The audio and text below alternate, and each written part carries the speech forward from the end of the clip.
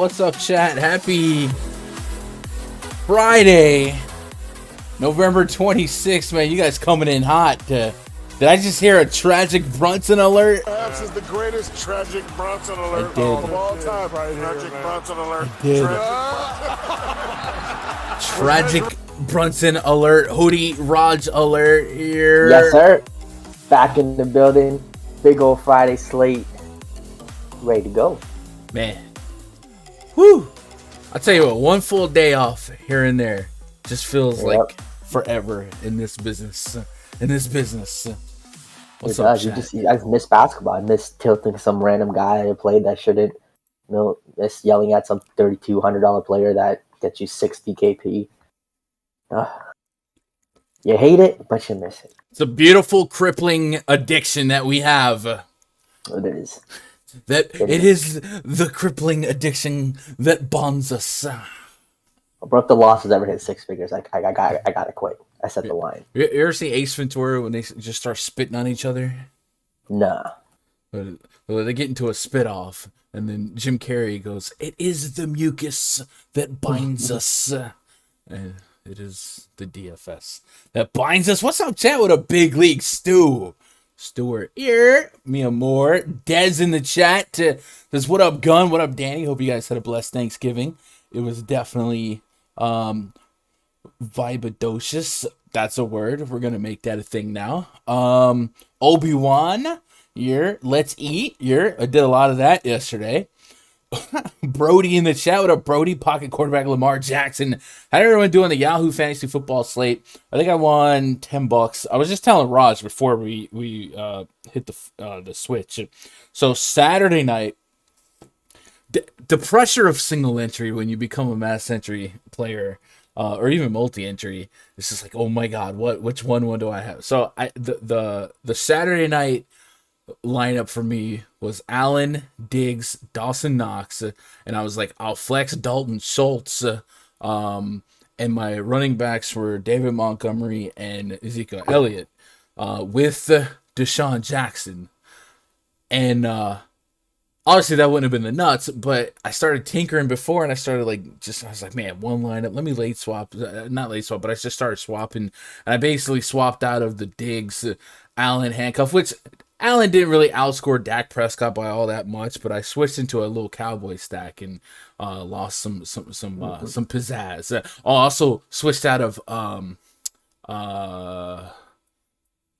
wasn't Renfro. It was the Bear Darnell Mooney. I switched out of him. But the crazy thing is I played Deshaun Jackson at 1%. Oh, and he got a touchdown. And it was only because I was like, man, DJ. I think my cam's frozen on you, Gun, too. I'm like frozen, smiling. It might be. Got your there you go. We're vibing now. But we still made money. So I mean, like, everyone made money in that one. So hopefully you guys caught that YouTube short in time, or you didn't miss out on that contest. Like, what an opportunity by Yahoo. And then today looks like they're doubling down here with the extra payout.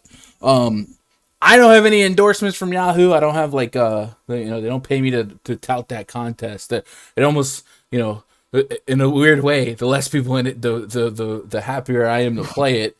But it was just too good of an opportunity I had to share with you guys. Hopefully you guys got in there. Maybe you learned a new site and make some money. What up, Jay Smooth? Just shout out to Dave Jones, man. Got a re-upped his channel membership. You are the GOAT. Brian Anderson, Miami Marlins, great in the chat. May be the same, may not be the same. I don't know. Fish fan, Fish fan just re-upped his year pass. He got the 2022 year pass at rundfs.com. You see on the screen, it's a Black Friday sale, $100 off of that. And if you get it today, it'll get December involved. So it's a 13-month pass for like $600. That's insane. That's crazy. That's wild. What up, Josh? Raj says, or Fish says, I finally have time to watch the stream, and I had to deal with Raj, this guy. What up, JNY DFS? Would it be a stream without the fish hate? Would it be a stream without it? House of Pain. What up, House of Pain? Welcome to the chat. Quan in the chat. Patrick Reed says, I might be guy on the longest losing streak in DFS. Need to change it. Oh, man. What are we doing, Pat? What are we doing? Are we getting really bad trying to compare our losing streaks? It happens. It happens, Pat. It happens. No. I mean, like processually, what are we doing? Do you feel like you're making the right plays pre-flop, and then if you're honest with yourself and you're looking back at the end of the night, reverse engineering, where you're getting too cute here, where you avoiding chalk for the sake of it being chalk? Did guys get injured? You know what I'm saying? Stuff like that. Just whenever I get on a streak, whether hot or cold, you always want to kind of look back a little bit, make sure that your decision's still sharp, because a hot streak and a cold streak can erode the process and allow you to make dumber decisions. And I mean that in both ways. Like if you win a week in a row, I can't lose. I'm gonna go play the monster, the I don't know what's the one at the Thunderdome. I'll go play this. I can't lose, and then you lose out on all that profit, right? Quan says Raj K. Yeah, my bad. Whenever I minimize Raj or Discord, it does that. Hey, I had a whole day off, guys. By the way, if you guys want to look at some of the NFL action for the weekend, I did do a Top Stacks show with my boy Terry on the Osmo channel. There's a link to that on my Twitter. And then if you guys should be subbed to Osmo. Check that out. Hit that thumbs up. Drop that in the comments. Show me love over there. What else we got? Had a little potluck at the shop yesterday. Let's go, darn chat. What'd you guys get into yesterday? Yesterday, I went to my sister's house, and she had all the fixes, man. There was a ham for the sensible people of the world that were there, and then there was turkey, and she did do turkey. I'm gonna let you know there was a lot more turkey left over than there was ham. No, people weren't serious. She had shipped that turkey over. She broke her foot off in some macaroni. Okay. Macaroni and cheese. They put some Rotella in it. I thought that was bomb. The Oreo cheesecake was fire. I didn't get into the pumpkin pie or nothing. Oreo cheesecake. I'm gonna tell you something. Oh, the cheesecake is the best. I'm a big cheesecake guy. I love an Oreo cheesecake. That's what you want. I think for the first time in the history, though, I only went for one plate yesterday. Just one. Wow. I don't know what happened. You want a diet? No, it wasn't even like that. Maybe I just had a big plate. You know what I'm saying? But like I was satisfied. You know what's a great flavor for cheesecake? A Ferrero Rocher cheesecake. Bruh, it's special. Ferrero Rocher cheesecake. Solid. I always do. I always get homemade. I don't really buy cheesecake. But a cup of coffee goes good with a nice little slice of cheesecake. You know what I'm saying? Chat, we got a lot of games tonight. We should probably talk about some of the key news to watch. From 3 p.m. Eastern, Underdog NBA dropped Nikola Jokic as questionable. LeBron James expected to play. LeBron looked a little vintage in that Pacers game. You catch any of that? Goat James. Woo. Doing goat things. He was pulling up from the logo. They went to OT. Yeah. He got a courtside Karen kicked from. Oh, yeah. Bro, they started that. I think people underrate. Like, LeBron's an above average shooter. Like, he's not the same LeBron, in 2005 when he came into the league, or 4. He's an above average shooter, so I think they underrate that game. And when he gets hot, he gets hot. Yeah. Rashawn Holmes questionable, Trae Young probable, OG Anunoby questionable, Harrison Barnes questionable, Mitchell Robinson questionable. Scrolling through some of the other stuff that came out today, nothing big. A couple bits and pieces for tomorrow, and then of course there was an Island Showdown afternoon game, I believe featuring the Pistons. So if you guys are in on some of that, hopefully you're doing well on that, right? Hateronzo in the chat. Turkey and parlays were hitting yesterday. Let's go, Hateronzo. I as much as I preach it all the time. Parlays are so negative EV, honestly. For the most part, it's one of the worst bets you can really take into. But they're fun. So if you have a profitable process over here, you just want to scratch off some tickets on the side. It's always fun to see those hit. And in my area, in my state, can't do it. You saw that parlay. Cal, Cal quarter. That's nuts. 1,000 to 250K on that parlay. I mean, what you have to have it. I mean, you have to have a nice bankroll to put 1,000 on that parlay itself. He owned Roto Grinders. He won the Millie Maker and recently sold RG. So he's not hurt for cash. Yeah, so, for that. I've never interacted with him. From what I can tell, that dude's a really good dude, and I saw him donate some bits to charity as a solid, karma. So shout out. I would need to put 1,000 on that parlay. Of how nuts it was. What would your bankroll have to be if you were to do it?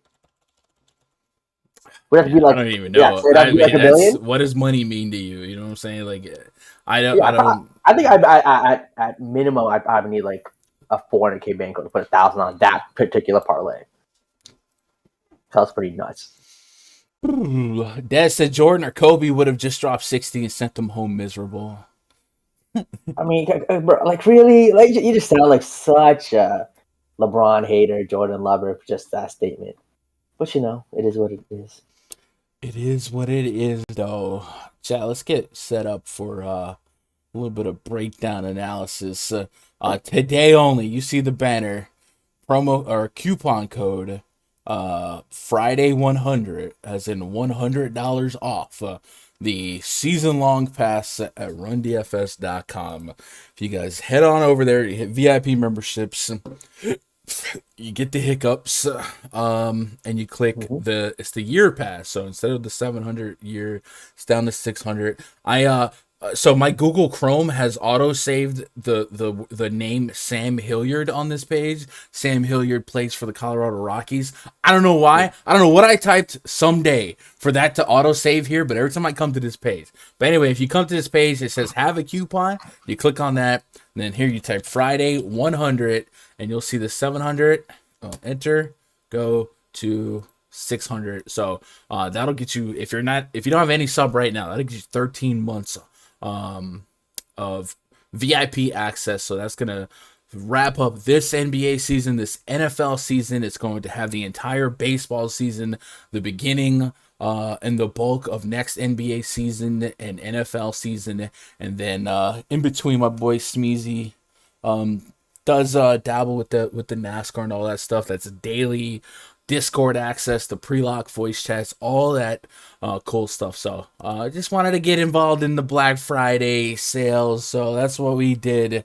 Hopefully some of you guys take advantage of that. We've already had a couple of people take advantage of that. Shout out to Fish Fan. You also get a nice little roll in the Discord. You know, we'd be like, hey, I'm here for the long haul. Let's talk some basketball. Chat, if you're on Twitter, man, do me a favor. Retweet that tweet. We are on the hunt for 6K subscribers. The goal was to have 6K by January 1. As we knock on the door of December, as of right now, let me cover that. You see, I don't know if it comes through. Yeah, that was terrible. But we're at literally 5,600 on the nose, even. So we're 400 away. Don't think we're going to get close to 100 subs a week, but we can try. So You never know. Crazy things have happened. Need the love, and it ain't going to happen without you guys putting in some sweat equity. So a couple retweets here, a like here. You never know. Maybe something. You know what you gotta do? I think you gotta do like a big giveaway. What's a big giveaway? I mean, we give away week passes all the time. By the way, we could probably give away a week pass. Shady bought sponsored $200 worth of week passes to give away. So we only gave away 3 on Monday, and we didn't hit our like goal the other day. So I guess we'll do one today. 100 like giveaway. So get those likes going. But let's start. Give away like an Amazon gift card or something. Think so? I wish something like that. Yeah. I know they have like DraftKings gift card, but I don't know where to get them.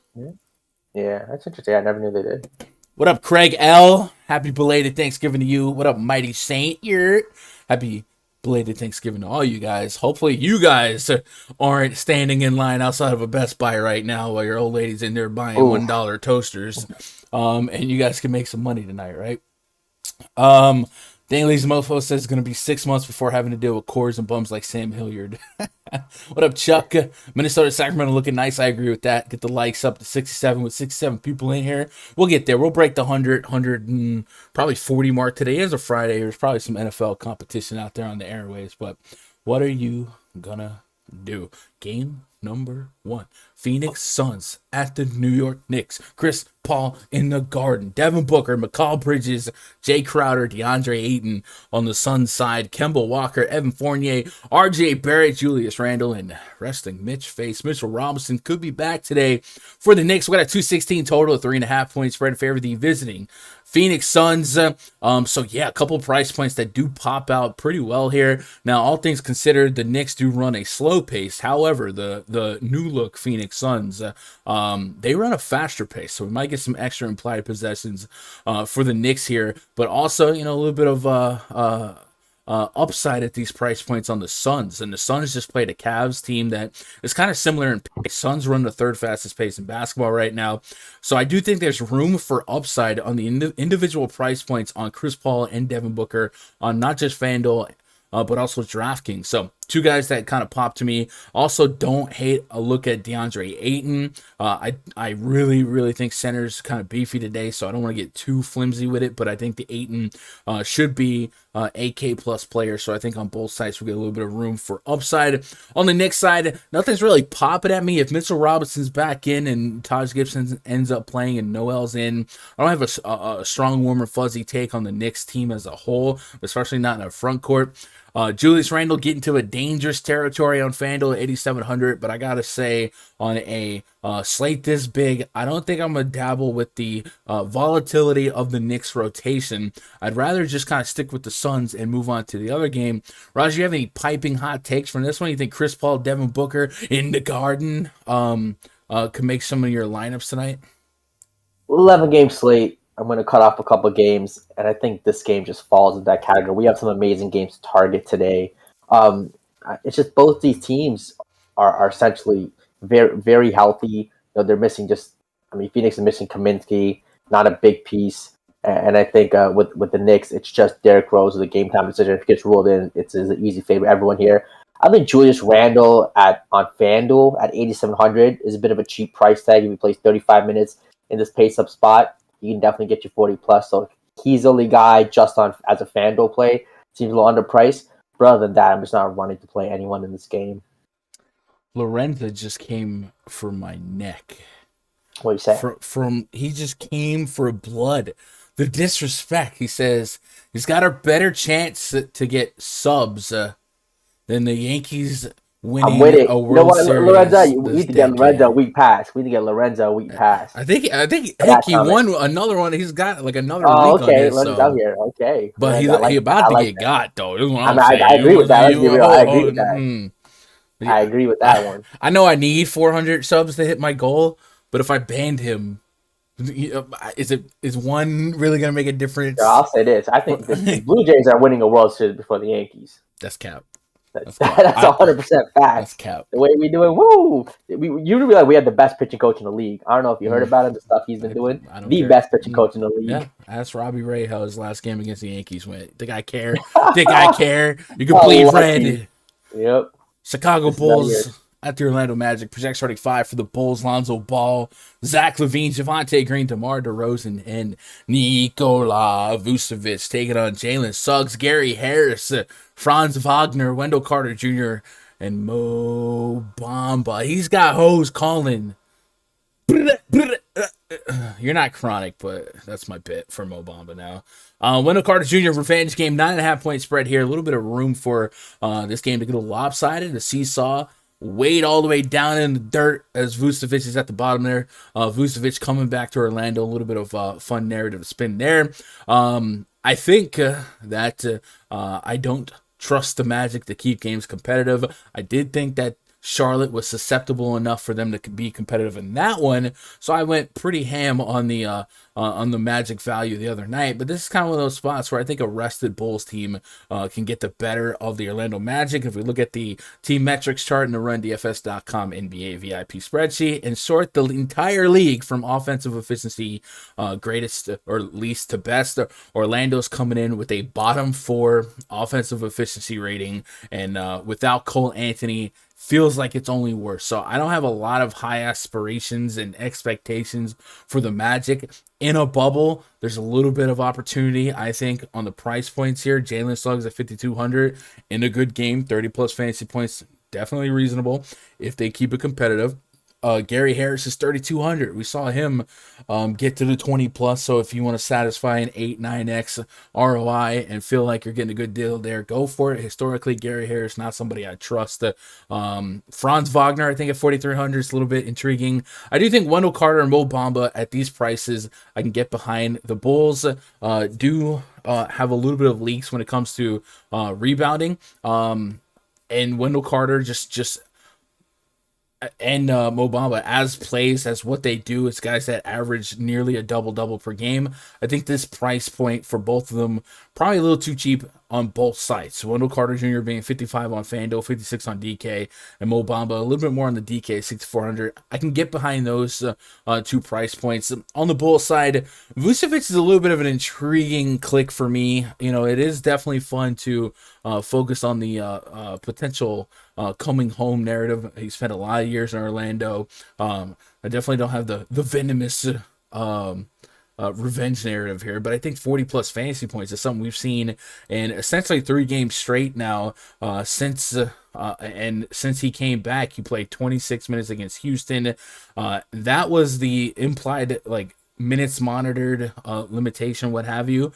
But I do think if he's proven that he can go and maybe we get him up to 30 minutes, I do think 40 plus fantasy points is kind of there for him for the taking. I won't get overzealous about that, and I don't know for sure that I even get exposure to him because this slate is so deep. But I do think as a thought, like if you can get to a 29 to 32 minute projection, if we don't have any coach speak to kind of push that back down, I think the matchup is fine. I do like playing bigs against Orlando. Their offense is so bad, it means they're missing a lot of shots, a lot of peripherals to go around, and a guy like Vucevic can do just fine. If we look at the team DVP charts in the RunDFS.com VIP spreadsheet, the Orlando Magic has a lot of red when it comes to the front court area. 54 fantasy points per game to the power forward spot, 57 to the center spot. So red generally means that the opposing players at this position are able to have strong fantasy games. So there's a case to be made for Vooch. I'm not that strong on Vooch just because I think there's going to be alternatives with a little bit more ceiling and a little less doubt about the minutes. But what are you thinking about Vucevic here? I'm probably playing 2 centers today. I'm playing Karl Anthony Towns, who's just free on FanDuel. That's more of a FanDuel play. And I think Jokic on every slate that he's in, I think is probably has the highest likelihood of being the highest scorer on the slate. So unless it's a value guy, I just think, you have to kind of determine, all right, if I do fade the highest score on the slate, what do I need to get from the guy I'm playing in that position? So even at his price tag on both sites, if he gets ruled in, I'm just going to lock, have a good chunk of him. So with Vooch, I mean, just when Chicago, they're fully healthy, I think he's fine, but I just think he has a kind of a limited upside with Levine, DeRozan, and Lonzo there. I mean, at 8,800 on DK with the revenge narrative, I mean, he can get you. He's been getting you past 3 games, 44, 39, 41, which you'll take all those at 8,800. Definitely want a 50 plus in tournaments. So it's not something I'm going to run to. And the guy that's very popular today and kind of the chalk, Wendell Carter Jr. On both sites, incredibly cheap, 5,600 on DK. I believe on FanDuel he is 5,500. Should be good here for 30 DKP. The revenge spot for him. The narrative is there. He's seen the minutes. No Cole Anthony. A bit of a scoring bump for him. But I like the spot for him. He's cheap. I like him. I like Mo Bamba. Again, very cheap price tag. Again, center spot's kind of tough, maybe tough to get to. But that cheap price tag, I don't mind. A guy like Wagner, he's just been getting it done in a few games. You give him 30 minutes, he has the option to get it done at $4,300 value on DK. So kind of like these Orlando guys. The Chicago side, you would think that if you're going to play a couple of these Orlando guys, you want to play a lot of Chicago guys.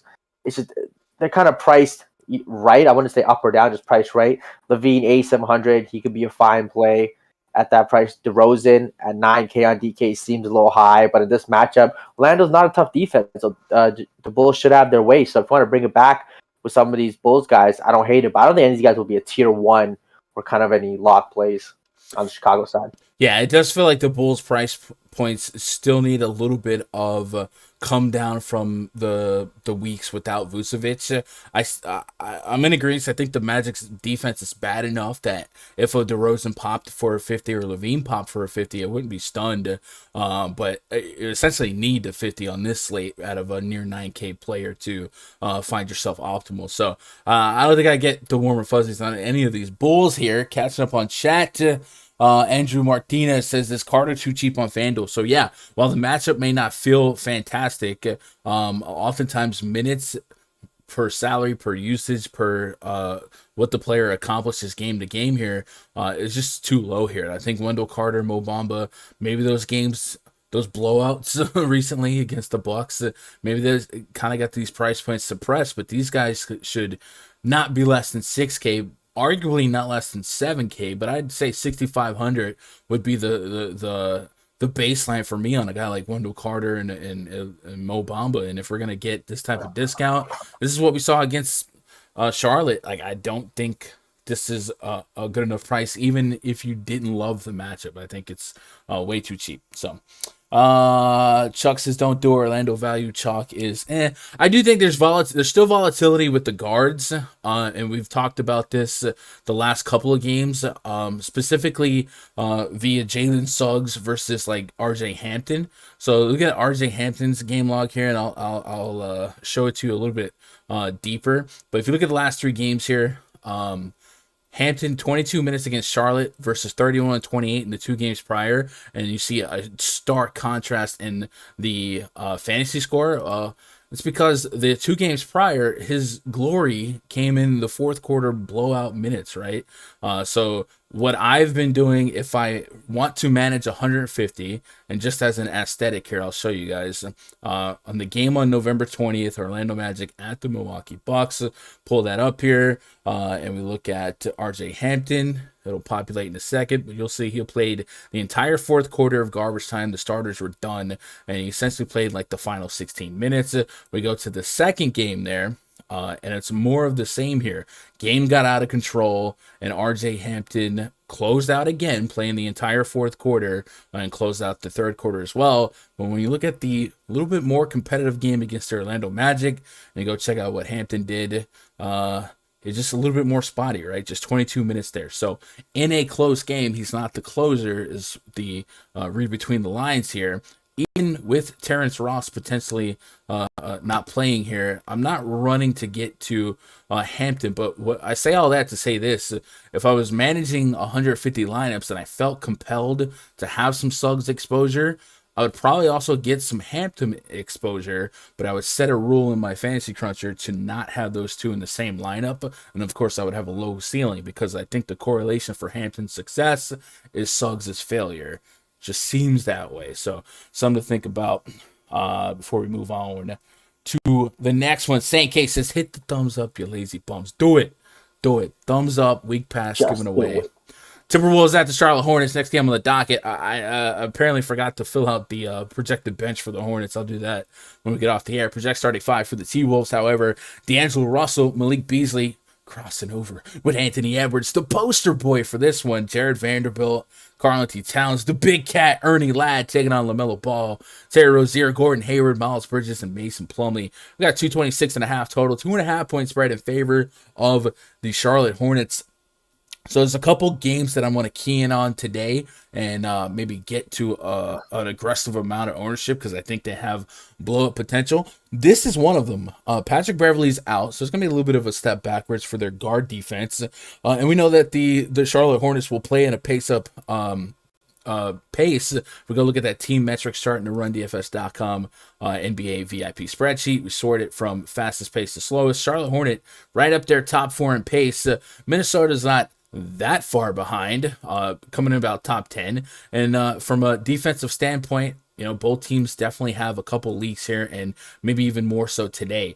Charlotte and Minnesota being average to below average. I think Minnesota is actually top 4 here, but I think without Beverly, I guess Vanderbilt's pretty strong. Taurean Prince, I don't know. I can see this game shooting out here, and I think it's going to be one of my stands here. So because of the price points, though, I think I have to be don't want to say creative, but I do have to set some parameters and some groups here. Usually my approach with the Charlotte Hornets is I don't ever want 3 of Ball, Hayward, and Rozier. So usually I'll make a group with those 3, and I'll say at most 2 of these 3. You don't have to do it; it's just something I do. And we've kind of always see that if you look at their peaks and valleys. I do think LaMelo's the most likely to succeed when the others really have their big game. But Terry Rozier, Raj, broke the slate 2 nights ago against the aforementioned Magic. Shot 11 for 22, only 3 for 11 from downtown, but 6 steals and a block. That's 7 stocks. That's 21 Fanduel points. Hasn't broken the slate 2 games in a row. Yeah, yes, and he's only 6K. He literally got cheaper on DraftKings. Yeah, this is probably his best matchup out of those teams. Orlando's pretty bad too. It's a +1. LaMelo Ball had some issues in that game. There were some foul troubles, and then we've seen this a couple times this season. If LaMelo makes a boneheaded young player move, he'll get benched, and we saw that. He had a flashy layup attempt instead of taking the free layup, with the traditional layup. I think he went for some like behind the back crap and he missed and he got benched. So instead of playing the 34 to 38 minutes that we had gotten accustomed to, he went to just 26 minutes, still efficient in those 26 minutes on a permanent basis. But that's a risk, or that was a punishment that hit a lot of us, especially the FanDuel players, because he was in low 9Ks on FanDuel. He's still that today. It's a $1,000 discrepancy from FanDuel to DraftKings. So assuming he learned his lesson, I like him to bounce back a little bit. And yeah, I'm targeted in this game pretty bullishly, and I think on FanDuel, I'm going to employ that same approach here of the at most 2 of the big 3. I think Bridges is still viable. PJ Washington kind of floating back in the mix here, and at this price point, I'm not as enamored with it, but I do think 1 through 3 are in the pool for me. And then the run back options are pretty clear. D-Russ, Edwards, and Cat are the 3, and maybe the same rule here, right? 2 of 3. I think Anthony Edwards points per dollar and his energy while he's on the court is probably my favorite of the 3. At 7,500 on DK, I'm looking for 40 plus, and outside of being a scoring threat, Edwards can fill up the stat sheet. I think even more so in a fast-paced matchup where he's out there falling into extra rebounds. We saw 14 rebounds against Miami. That's easier said than done. 7 against New Orleans, and we even saw the assist spike up here. So I'm not sure if that's correlated with more ball handling responsibility. Obviously, went to overtime, but 40 plus fantasy points is kind of the benchmark for me. And against the Charlotte Hornets, man, they're a team I love to pick on. So I don't want you to repeat everything I just said, but maybe rank your T-Wolves and then rank your Hornets. And do you agree with getting to this game with an aggressive stance in tournaments tonight? Yeah, this is definitely the best game on the slate for sure. Just two bad defensive teams going at it with some stars.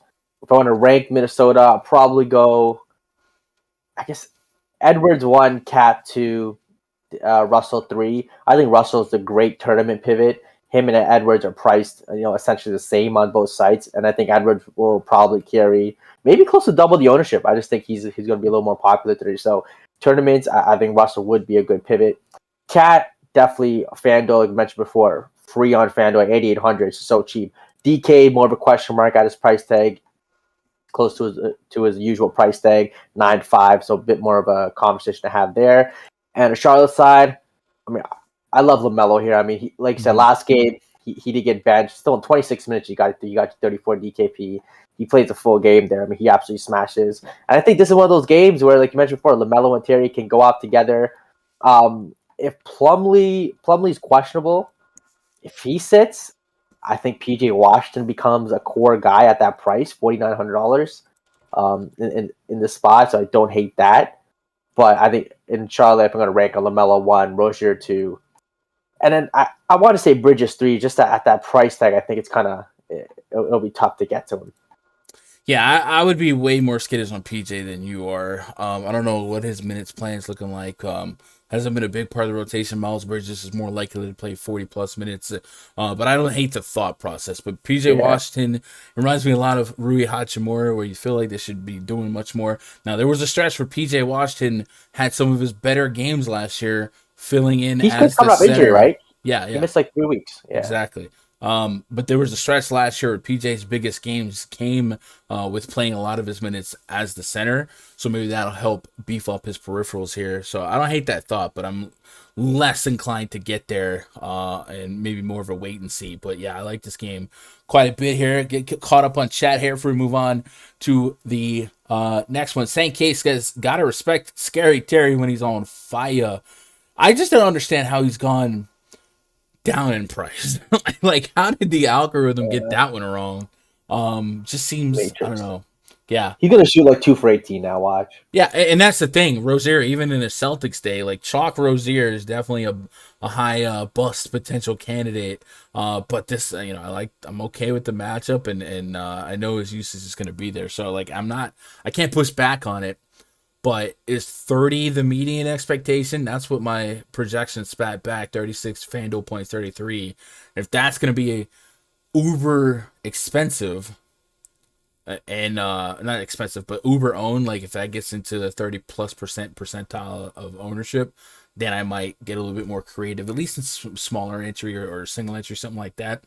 Because on a big slate like this, there's really not a whole lot of reason to get married to the chalk. And I love Anthony Edwards too, but even him, he comes with a little bit of bust potential. So, but this game in general, I just target the Hornets. That's almost part of the process now is open slate, find Hornets, find Kings, right? Find a couple of these teams that really pay Lakers and go to town. And hasn't really failed me yet. Patrick Reed says, been ending up on the wrong side of injuries for the last couple weeks. Freaking at least one injury in my lineups every day. Hopefully better today. Pat, just a question. And if you want to hit me up on Twitter, you can. Feel free. Any of you guys out there that have like something like last night I had if I don't reply right away, give me some slack. But last night I had a couple of you guys reach out to me on Twitter with some of those deeper questions about DFS. And if I get some free time, I'll answer. But the question I would have is, how many lineups you're running? And that's not a question. That's not a loaded question. I'm just curious. Hey, yo. John Badger. Appreciate the follow. Welcome to the channel. Jump in the chat. Say what's up. What up, Crispy? Damron says, why is Raj looking so mean? It's off-putting, and it triggers me. Look mean. Country redneck thinks Raj is triggering. We going down another path over here. I mean, mugging. Lorenzo says, love this game. Hornets are the gift that keeps on giving. I agree. Chuck says, 100% Rozier. What else am I missing here? Does anyone like Aiden? What up, Demon Zany? Aiden's fine. I think Aiden's a little too cheap for what his individual talent is. Not running to load up on this matchup. And if you guys follow the channel, bigger slate, what do? We sell out for ceiling, right? I don't really care about your floor today. I need that ceiling. The smaller slates, I'll give a higher weight grade to the floor. But on these big slates, you're going to need that 400-point lineup, right? You're going to need to get up there. So even though Ayton, I do think is underpriced as a talent and as an individual range of outcome, like at that price point, I'm probably going to want closer to 50 than barely 40. So if you think he gets closer to 50, play him. But just as a point, I want the ceiling today.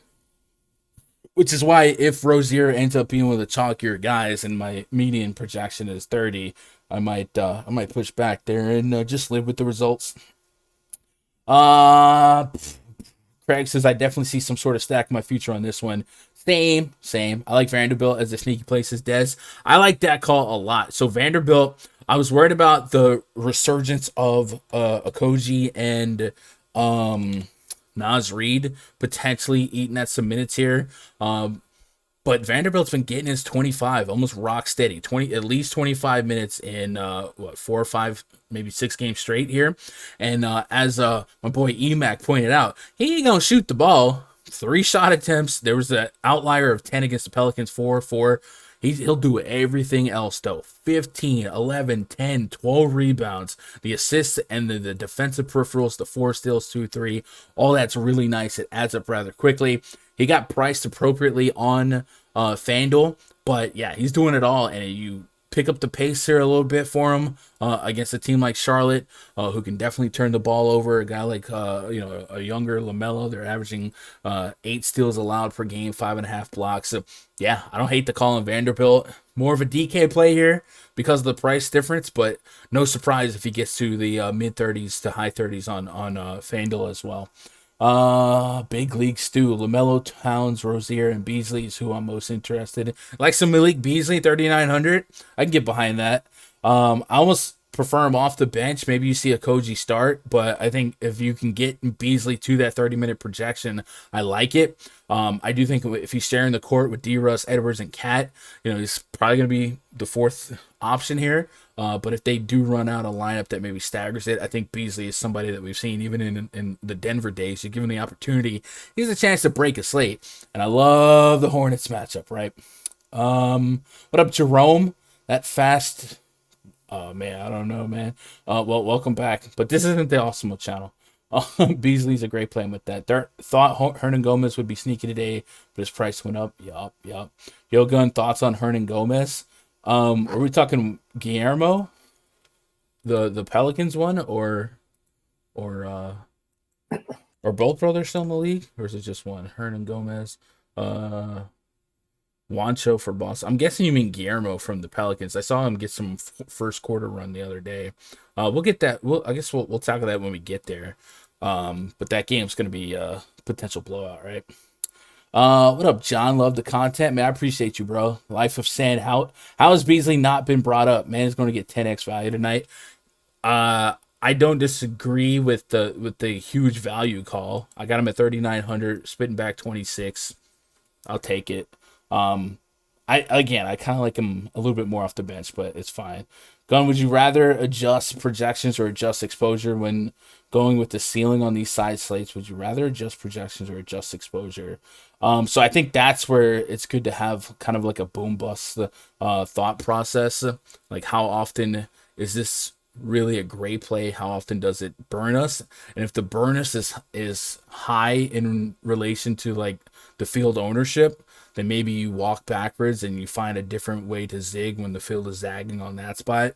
And I think Rozier is kind of like a good candidate for that. Not to put anyone off of Rozier, but I'm just saying, like, historically, even if you just look at this year's game log for Terry Rozier, right? The 40s and 50s are nice, but it's not impossible for the 21 and the 20. And if you're stuck with the 20 or the 21 and he's pushing 30-40% ownership on a slate this big, it's just, in retrospect, it's just like, maybe I got caught holding the bag on that one.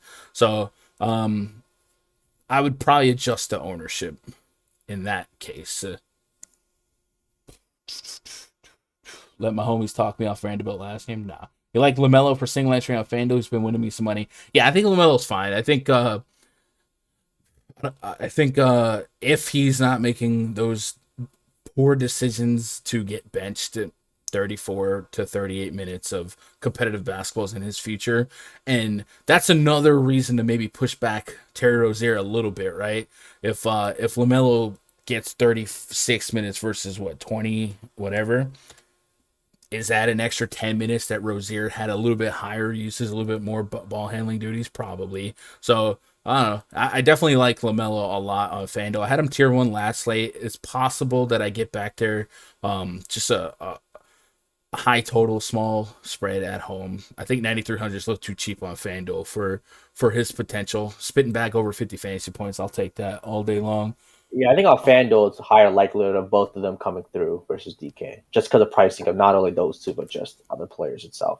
Mm-hmm. He was coming off of injury, but now it's just back to normal. Everyone don't play him. I think normal for him, though, is that, though. Like, there's going to have big games and there's going to have below average games. It's just a matter of your risk tolerance versus what you believe in the matchup, what you believe how often he's going to pop at that price point. I think there's plenty of the reason to like him. There's plenty of reason to push back. It gets close to a coin flip once you consider all things being equal. And that's just the game we play, right? But we do need to move forward. We spent a lot of time on that game. Raptors at the Pacers. Next game on the docket. Project starting five for the Raptors. Fred VanVleet, Gary Trent Jr., OG Anunoby, Scotty Barnes, Pascal Siakam taking on Malcolm Brogdon, Karis LeVert, Justin Holiday, Domantas Sabonis, and Miles Turner. 210 with a 4-point spread in favor of the Pacers here. Anunoby is still questionable. Let me go get the 411 on that.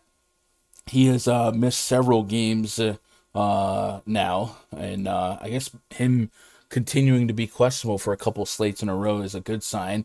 Anunoby, left hip pointer is questionable. He has missed Toronto's last 4 games due to the hip pointer, while there is belief that Boucher would benefit from OG's absence. He played just 7 minutes, blah, blah, blah. All right, so he's still questionable, and that's what we got to deal with. So if he's unable to play, I think we get heightened predictive value and heightened minutes as a floor for every other starter.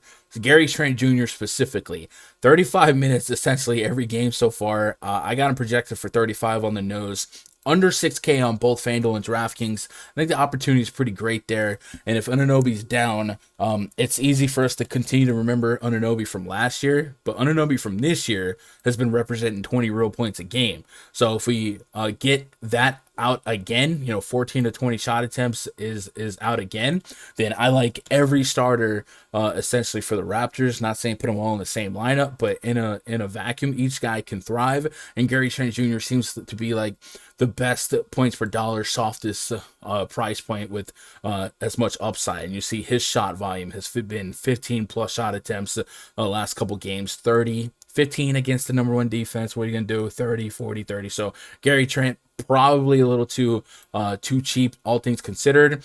And Raj, how often does Gary Trent without Anunoby outscore Terry Rozier at like a quarter of the ownership? Right? It's interesting. I want to say, Terry Rozier has probably been more of a consistent guy. I trust his shot more than Terry Rozier. Terry Rozier would definitely have more bad shooting nights. Against Indiana team, I think it's a spot for him. If OG sits, I'll go right back to Gary Trent. Give me some VanVleet and give me some Siakam, even though he kind of let the world down last game. I think all those 3 guys aren't playing against this Indiana team.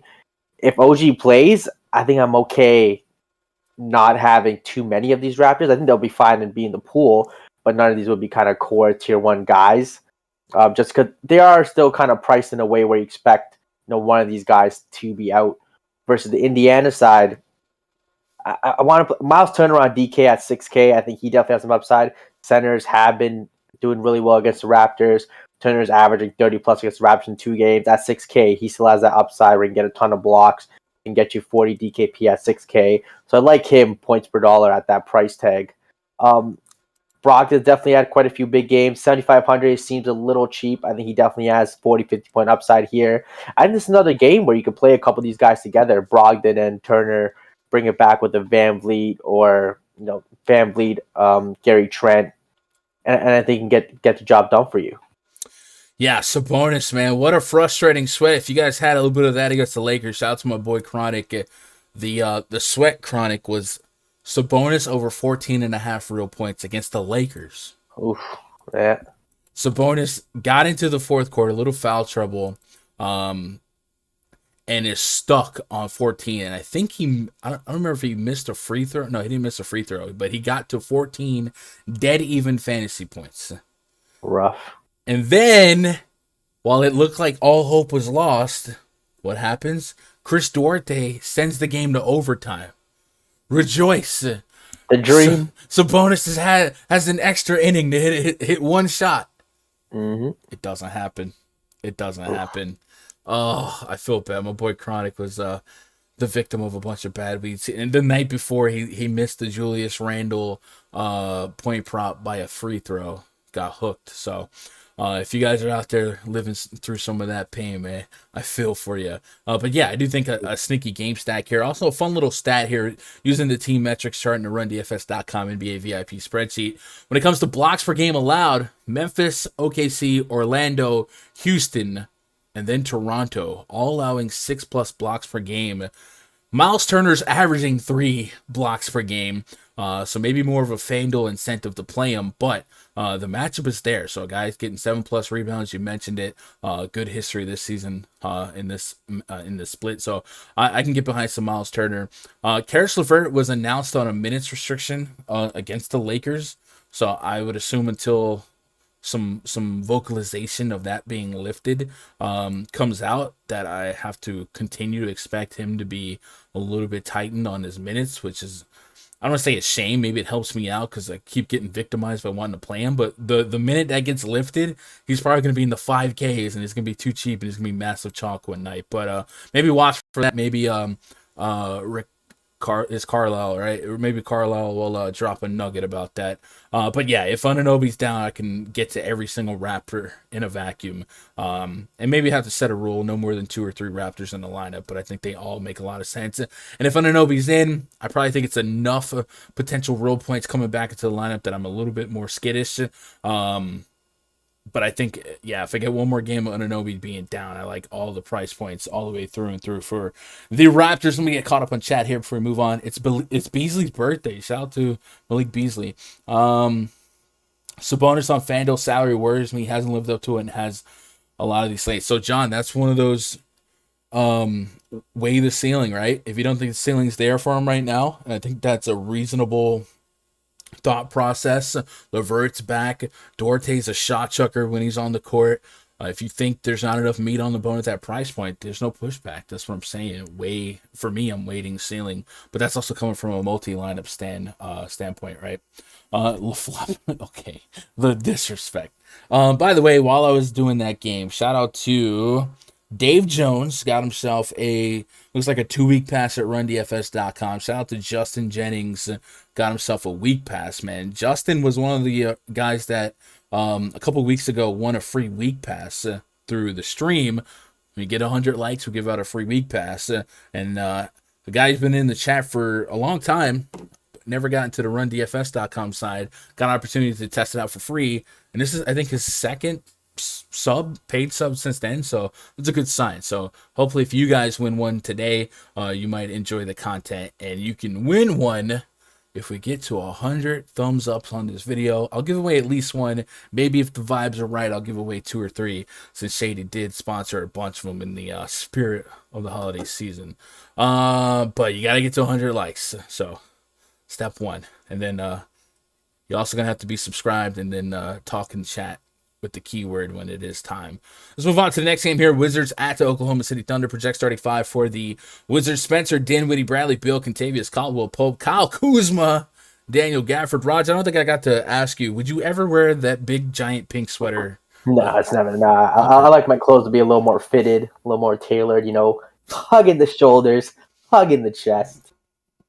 That's a little too baggy for me. They'll be up against Ja Morant, Desmond Baine, Dylan Brooks, Jaren Jackson Jr., and Stone Cold Steven Adams. Gonna get you one board. What? 206 our total, 7.5 point spread in favor of the visiting Washington Wizards. Wizards, a stringent defense, 105.4 points for 100 possessions allowed.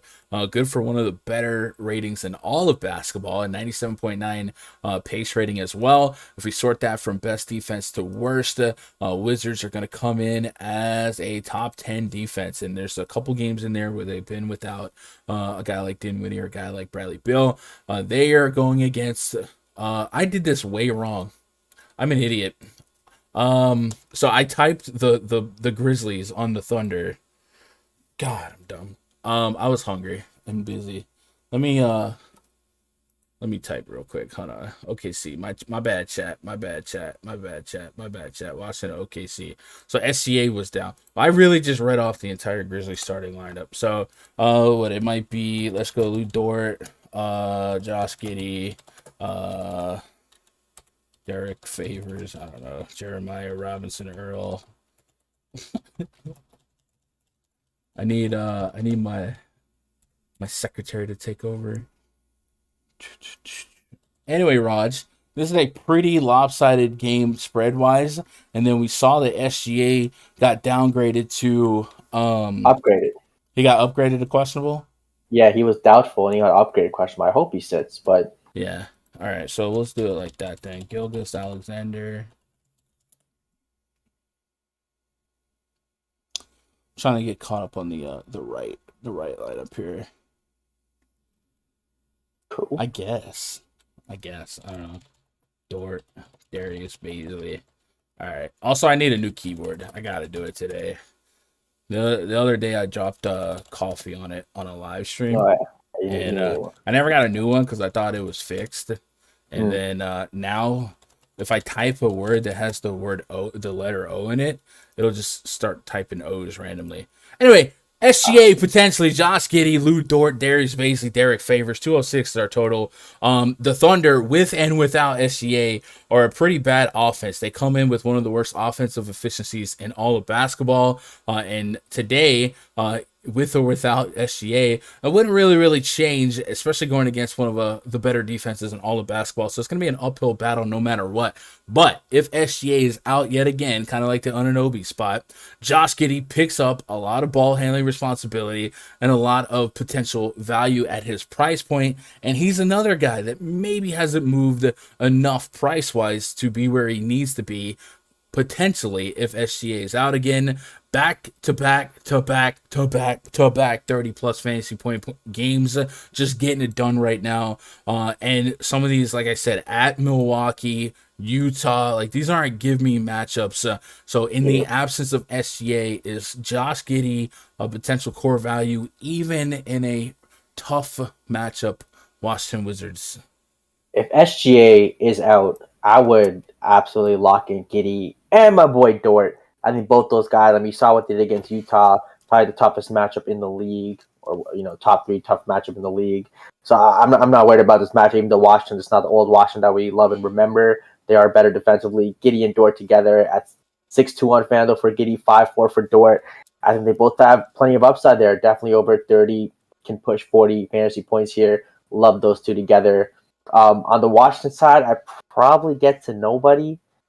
It's weird because, like I said, OKC, not a good team. This Washington team should be able to do whatever they want. But with everyone literally healthy, it's tough to kind of see one of these guys really break out and have an upside game, especially at their prices. I mean, I guess Beal at 9-1, I think, is an interesting tournament play. He hasn't really had a break the slate game in a while. So, I mean, it seems like he's definitely due for one, so I could see that happening. But other than that, I mean, I'm probably not getting to Kuzma or Dinwiddie at their prices.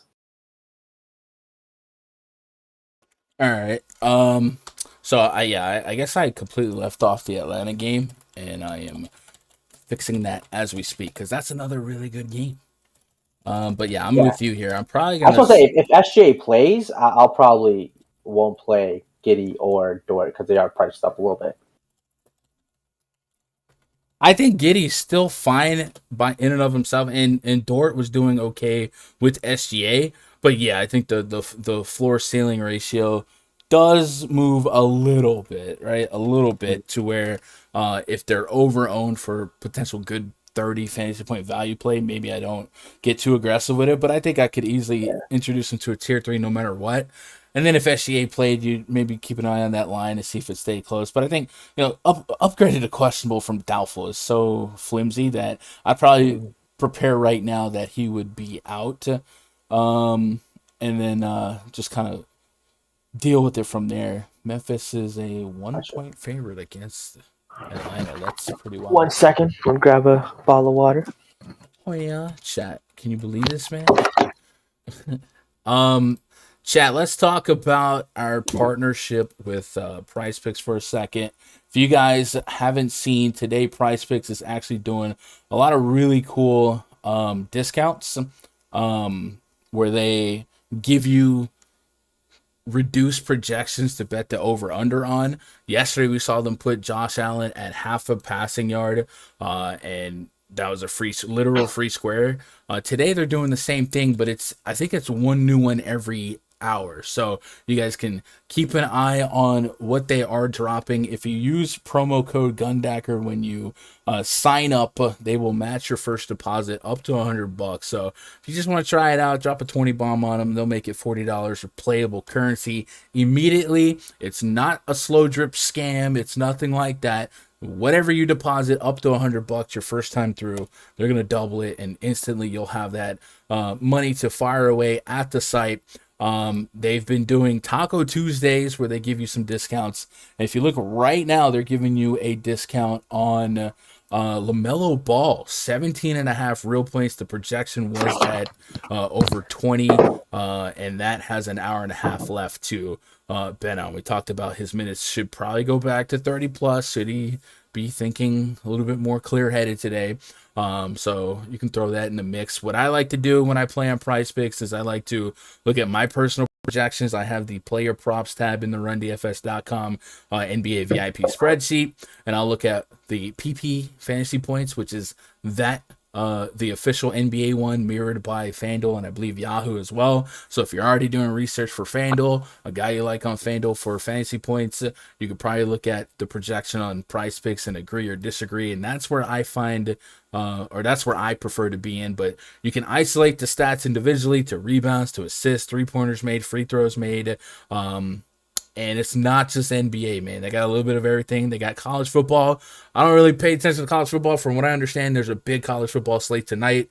So you can actually pair a LaMelo Ball prop bet with a college football bet, or if you like hockey, boxing, and you can also bet defensive stats as well. Bet over under on defensive fantasy points. So really fun site to play around on. If you're one of the people in chat that maybe had a cold spell, you want to work your way through it, but you don't quite know how. You want to take out the variance of getting 8 to 10 things in a lineup right.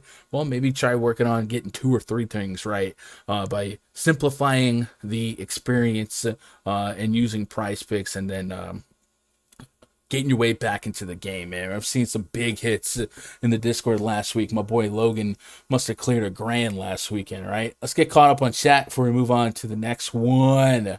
John says, is Osmo just part-time for you? I'm an independent contractor. And yeah, Osmo contracts me for a couple shows a week. I just help out where I can, you know what I'm saying? I'm not salaried, so that's why I'm just kind of floating. It's a good little Am I frozen again? Are you? I don't know. You laughed. You laughed. Do you think Bill blows up from behind the arc tonight with OKC allowing the second most threes per game? It's definitely a possibility. I think what I would be fearful of is OKC, I guess, keeping the game close enough. But yeah, I think Bill's fine. One of the things I noticed about Bradley Beal on FanDuel in the last couple slates, we saw his price point get to the mid-low 8Ks. Now he's back to the 9K area, which is where he belongs. So a full-strength Wizards team, I don't necessarily have a high level of confidence for him to blow that price point out the water. And the same with kind of Kyle Kuzma. He's been a guy that can have double-doubles here and there. So if this matchup is favorable, I could get to them, but I think if I tighten my player pool down to like 20 entry max, I might not get here outside of Giddey, but that would be contingent on the SGA news. And I'm going to say 7.5 is pushing me towards SGA being out. Any Earl love on OKC? Not at the moment. Thunder schedule. But give me just 1 second to look at something. Do the Thunder play tomorrow? I think the answer is no. Thunder play today and then Monday? No. Okay. So what I had noticed, or at least what it feels like the Thunder had been doing, is on back-to-backs, they would rest Favors one night, rest Muscala the other night, and that would maybe open up a little bit more safety for Earl. But if they're all going to be active here, it feels kind of like a Knicks situation where I just don't feel like it's ever going to be a priority to get Jeremiah Robinson Earl into the mix on a slate this big. So probably not as my short answer, especially against a tougher perceived matchup. But like I don't hate the thought of it, right? If you think he can get you to that 30-point threshold, go for it. But for me, I'm probably not going to be anything crazy, or not going to get to anything crazy in terms of exposure to him. But it makes sense. Giddey will be high on an FGA plays. That price sucks. I would agree, but I also would say like Giddey has been a 30-plus fantasy point threat without SGA or with SGA. Actually, right now my projections account for SGA potentially being in, and I'm still getting 35 fantasy points back on DK. So I wouldn't dismiss him that fast, but it makes sense to maybe drop his ceiling just a little bit. Stu says I might look at Harrell and Gafford, but not a must. If SGA is out, I would definitely agree with that. Chuck says NBA DFS gets crazy just before lock. I hate coaches. They always lie about status. I'm going to have a change if SGA is out. I'm going to be a complete face. So he was only upgraded to questionable, right? It wasn't like on track to play. What was the verbiage? Let's see. SGA. The DK still lists him at out. Says has been upgraded to questionable. But was it tied to like a quote, or was he just put his questionable on like the game notes? Hopefully that comes out. But I would feel like I'm leaning still closer to out. They're tanking, right?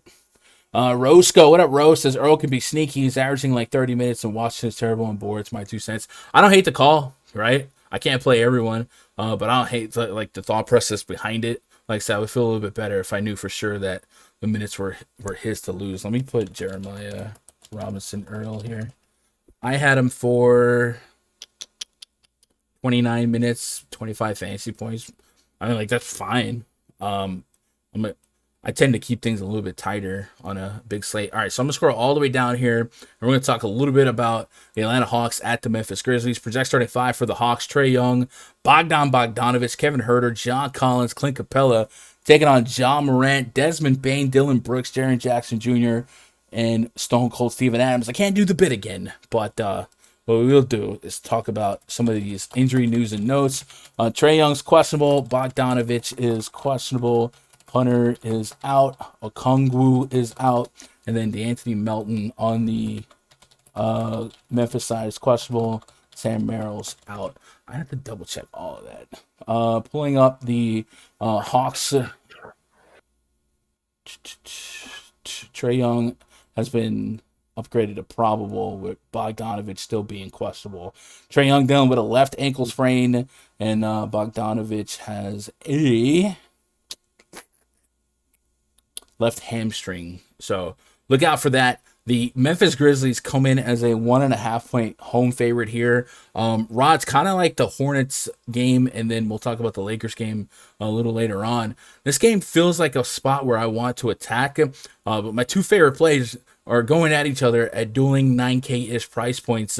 Against the Atlanta Hawks, I love opposing point guards, and when it comes to targeting the Memphis Grizzlies, I love Ja Morant. I think Ja Morant is definitely in a spike spot, but is he priced at ceiling production? I do think that's an interesting statement. I need 50 plus fantasy points. My soft projection did spit back 50 Fanduel fantasy points. It is the more lucrative DVP spot in terms of value against the Atlanta Hawks.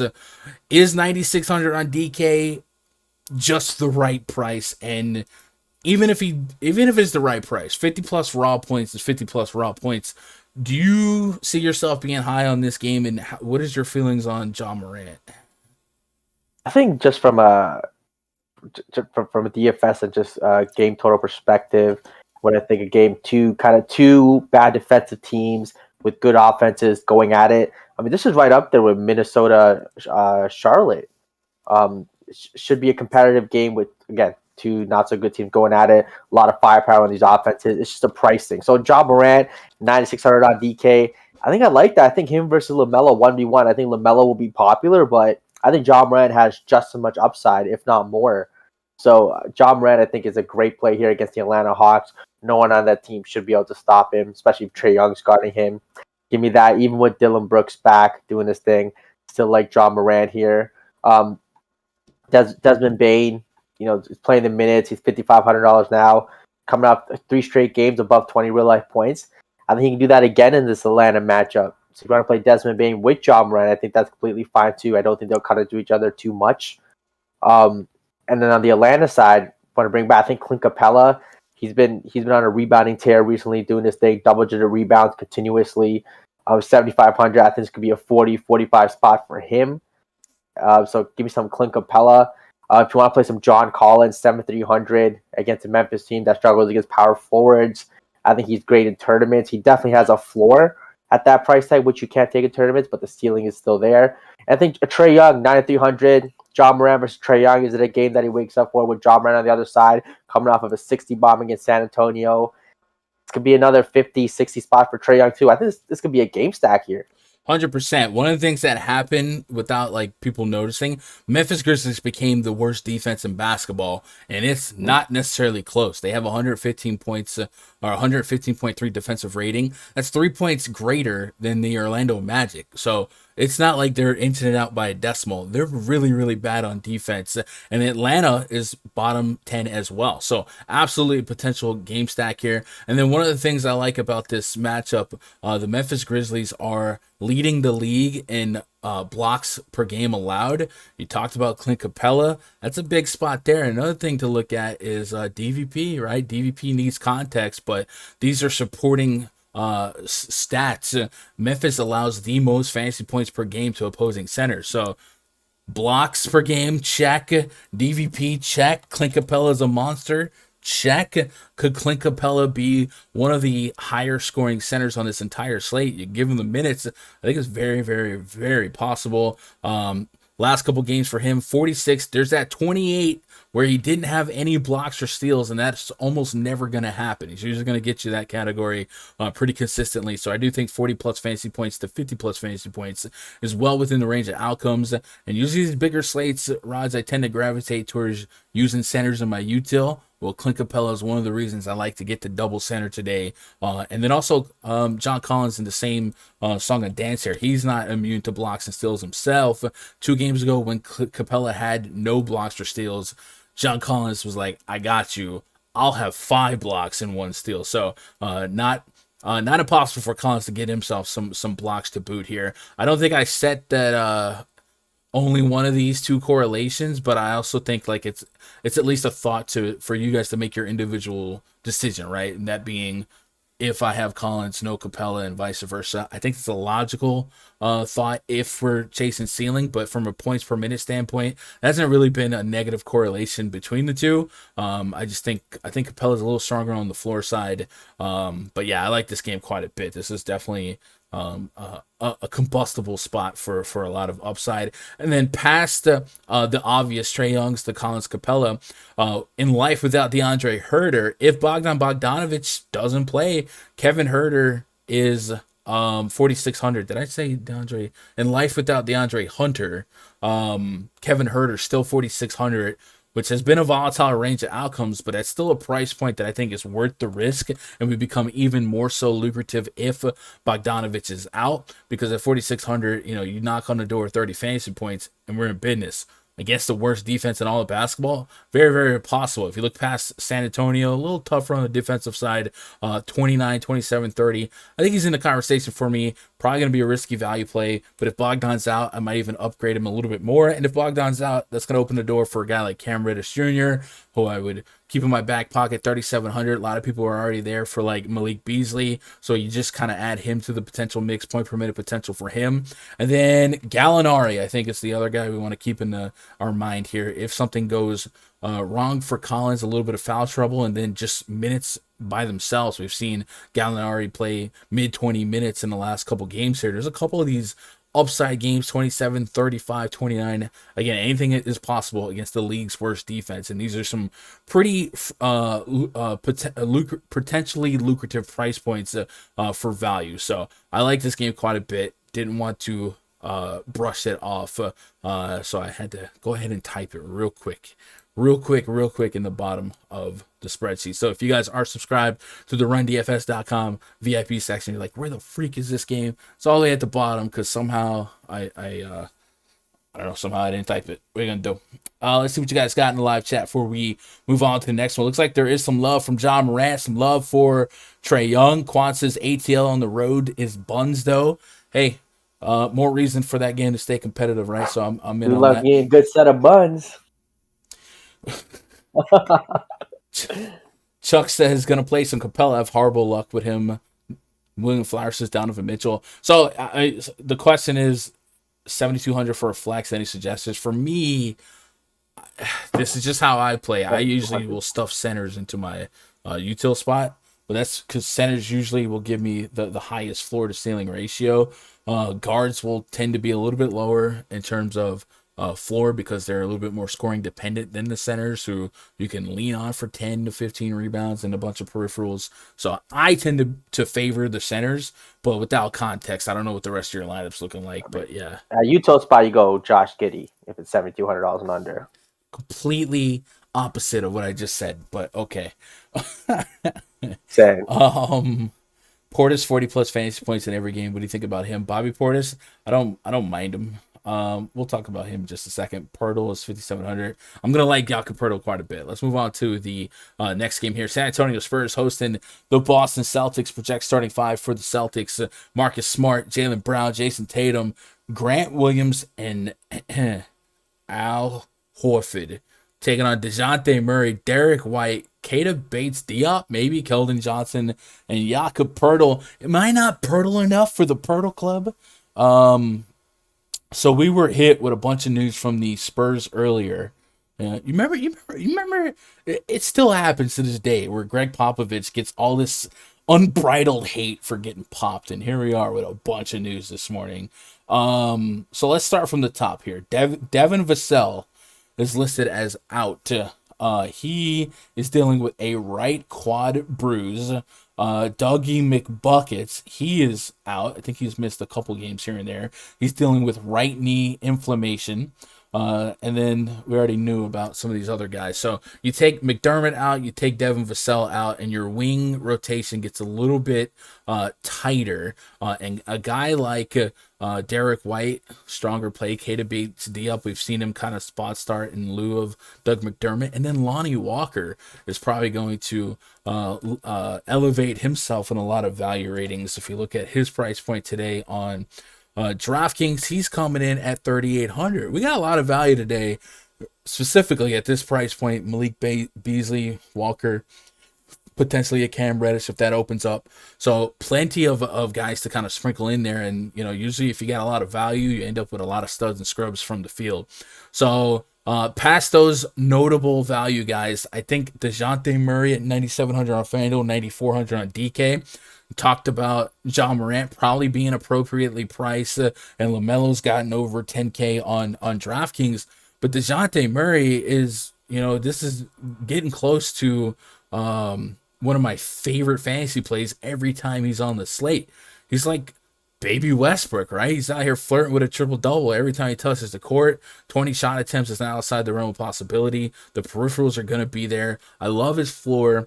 I do think the price point just kind of leaves you to where you're, okay, 50, I need it, but let me go get it. He's out here going to get it. So DeJounte Murray is just that dude for me for whatever reason. And then Jakob Pirtle, 5,800 on FanDuel, 5,700 on DraftKings. I don't know if the pricing offices are closed for the holidays, but this is a mistake. He should be 7K. He was 7K before he went down with an injury. You see, since he's come back, 31, 29 minutes, point per minute production. Phoenix, Atlanta, against Boston. I expect more of the same here. So give me DeJounte, Jakob Pirtle, a couple of these value pieces from the Spurs. And then on the Celtics side, I'm a little less enthralled with the Celtics today. You know, anytime the Celtics are closer to healthy than guys being out, I'm closer to out on the Spurs than being in. I think you can make some cases for potential Williams value at 3,900. Al Horford, you know, 40 plus fantasy points is a requirement from him. But if Jaylen Brown plays, and he has looked like he could with a potential minute limitation, like I think that's enough to be out. Yeah, it says right hamstring injury management is available. So if he does play, assuming that he's on a minutes limit, it says his minutes should go up, but we don't have a I don't have a definitive statement saying he's off the limit. At 9,200 on DraftKings, 10K for Tatum as well. I think on this side slate, I'm out on the Celtics, but you can give me the Spurs. Do you have any drastically different takes than I do between Celtics Spurs? Like I think it's give me DeJounte, Jakob Pirtle, some value from the Spurs, and I'm not even feeling that inclined to get any Celtics exposure, even with Robert Williams being down. What are you thinking?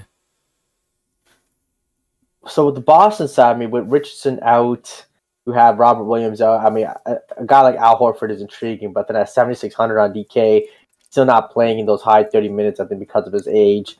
So he's not really seeing that bump. Probably don't get to Jaylen Brown being in, I think, kind of limits, obviously, Jason Tatum's upside here. Other than that, I mean, Schroeder at 6,600. He's kind of priced, I feel like, where either Jaylen Brown or Tatum would have to be out for me to comfortably Schroeder at that price tag. So Boston side, I'm just not getting to anybody. If you wanted to really kind of get some value, we haven't really talked about a lot of 3K guys today. So I think Grant Williams, 3,900 and relatively cheap on First Fanduel. of all, stop. We definitely have talked about a lot of 3K guys. What do you mean? Okay, which 3K guys have we talked Malik about? Beasley, Cam Reddish if Bogdan's out. Yeah, I'm not. Okay. Lonnie Walker. Like, that's all. Cam Reddish? No. If Bogdan's out, Reddish absolutely would be backup point guard against the worst defense in basketball. Excuse me?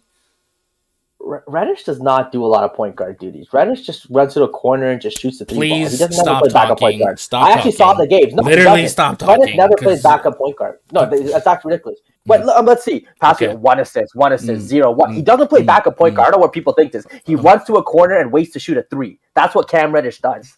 So this idea that he's someone playing backup point guard, I think is insane. You're wrong, but okay. Please proceed. I was watching the game when him and Herder were supposed to do the thing. He literally runs to a corner, but I'll continue. And on the San Antonio side, you mentioned Poto. I mean, yeah, it's just a misprice. Play him at that price on DK. Fanduel, again, I just think the opportunity cost of the center, it's a bit more of a conversation with Cat and with the Jokic news waiting. But definitely on DK, definitely seems to be a better play. And I like DeJounte Murray. I mean, that Fanduel kind of 1v1v1 versus him, John Morant, LaMelo Ball. So I know where you're going with that, and I got just a crazy story for you. Not even a story, but FanDuel, they have multi-position eligibility, right? Yeah. And it's kind of incredible the names that you can get away with at the shooting guard spot. So just as an aesthetic here, I'll sort my projections from point guard, shooting guard, and then point guard, shooting guard eligible players. Yeah. So if you were about to compare LaMelo, DeJounte, John Morant, those guys, you could play all those guys because you can fit DeJounte Murray in the shooting guard spot, which is just an incredible luxury to have. So let's see, DeJounte, control DeJounte. Why is he not at the top here? He should be at the tippy top, unless I missed a specific one. But yeah, because of dual position eligibility, the 1v1 becomes even it doesn't have to be a 1v1. There he is. DeJounte Murray is shooting guard eligible. Zach LaVine shooting guard eligible. D'Angelo Russell shooting guard eligible. So you don't have to jam all those guys in the point guard spot. Ironically, to push back on that, Derek White has been point guard only. So, like, if you wanted to get to the Spurs stack, you would have to give up one. But, yeah, but at that price range, that it's a super strong range with the Morants, with the LaMelos. But any Celtics for you other than a potential errant dart at Grant Williams? Yeah, other than that, I mean, nobody on the Celtics, really. Yeah. Okay.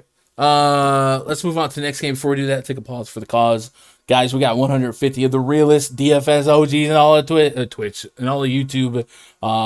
68 likes. Can we get to 100? Can we just make a big old push right now from 70 to 100? Could 30 of you lurkers just be like, you know what, Gun, you got this. It costs me nothing. It's free. Thumbs up. If we do that in a little bit, I'll give away at least 1 week pass. Maybe we're feeling generous here. Give away 2 week passes. All you gotta do is be in the chat, type the keyword, and then at the end of the stream, we'll give them away. So let's get those likes up, and then even if you're an active subscriber, you can win a week pass extended on what you got. So there is that. Dave Jones says, what games do you target for DraftKings tournaments? Like what specific games on the slate? For me, it's probably going to be the Charlotte game, the Memphis game, and then the Lakers game. I think if I can make a player pool out of those guys with, obviously some obvious value elsewhere, I'm okay with the player pool being what it is in 20 or less lineups. So I'm fine with that. Chopping this slate up, making it a turbo, and dealing with the player pool that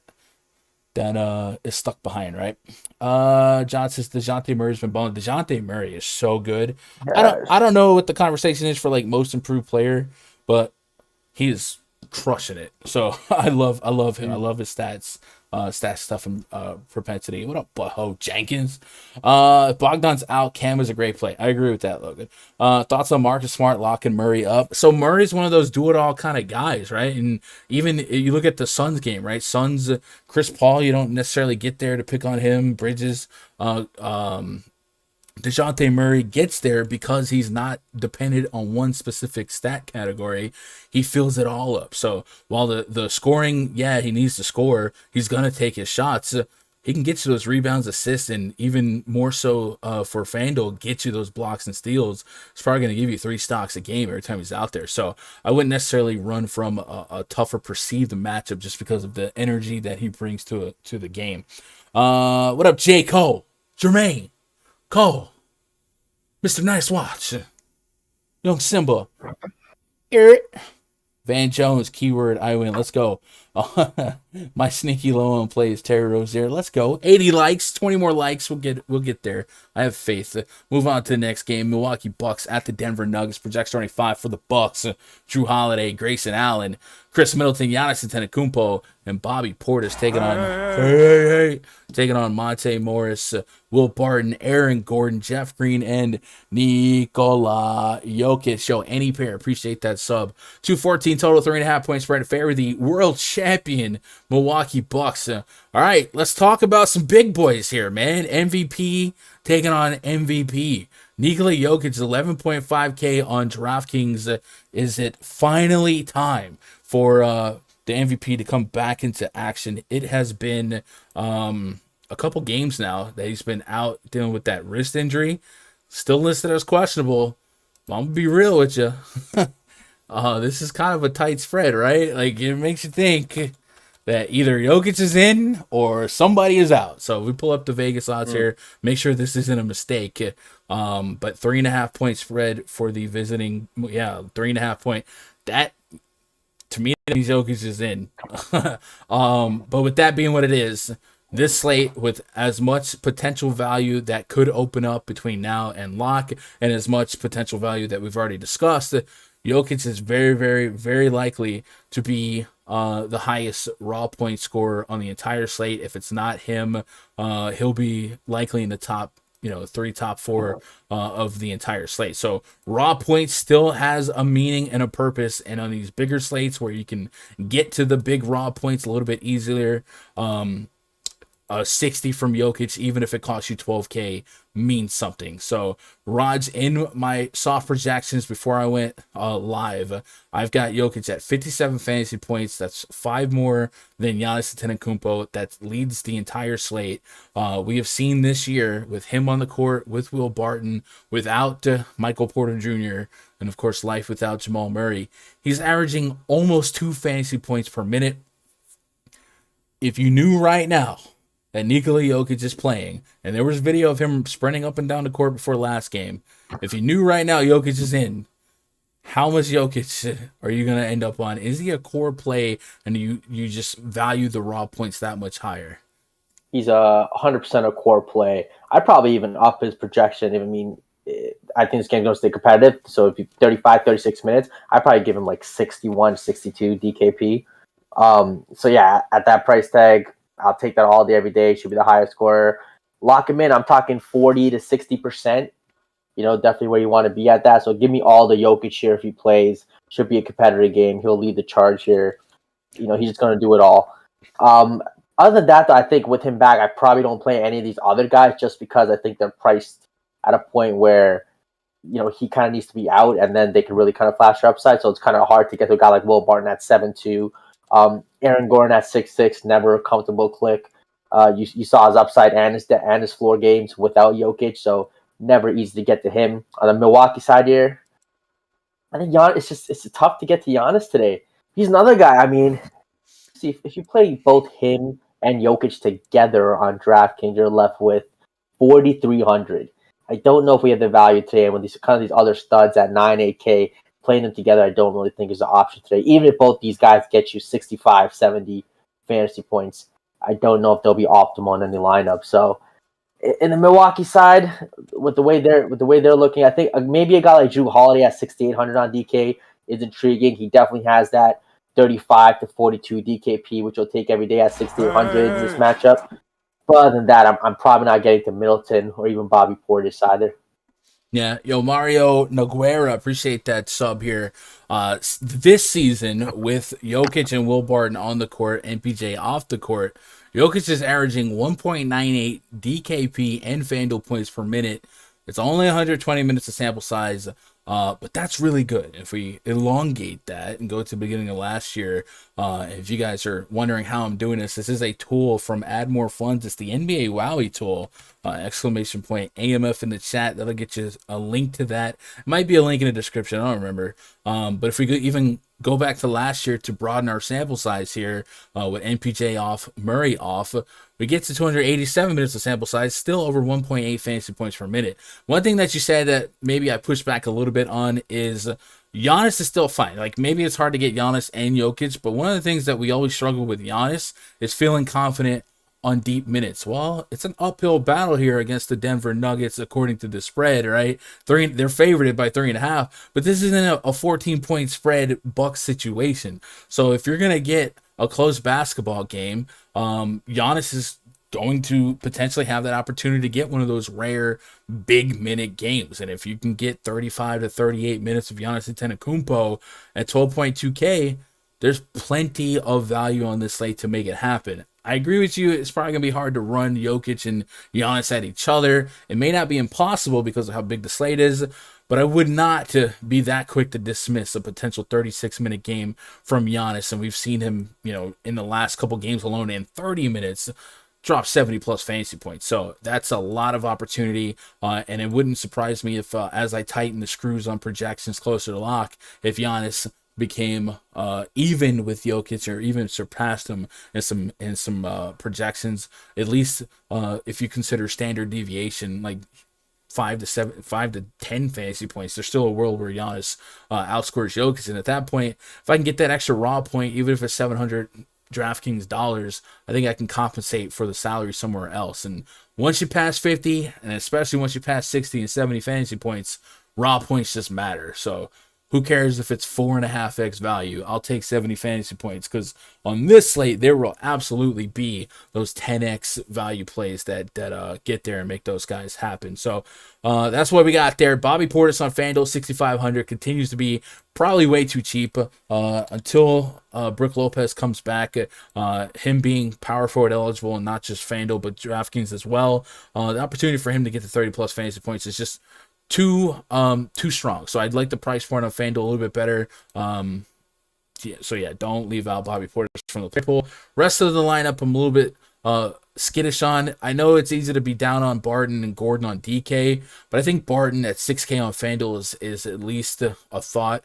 Bucks are still going to run a fast pace, and the Bucks are going to reward teams that chuck threes, so I don't mind getting to him there on Fanduel. I know the 6K area on Fanduel at that position in that price range, the Josh Giddeys, the Terry Roziers, it's a spin the wheel, make a deal type of situation. But if Barton ends up being the lesser owned of the three, and they all kind of have similar volatility, well, maybe you just kind of bet on the ranges of outcomes going your way in that scenario. So I wouldn't exclude Barton on Fanduel here. Let me get caught up on chat before we move on to the next one. John says, would you be okay throwing Jokic in a single entry, or do you think it's too risky? I've just been playing 3 mass. I'm fine with that. I would probably and one of the fun things about this game is if you weren't for sure on Jokic being in the game, with Giannis being center eligible, if you save yourself enough salary, you have an out, right? You can swap to Giannis and just take whatever happens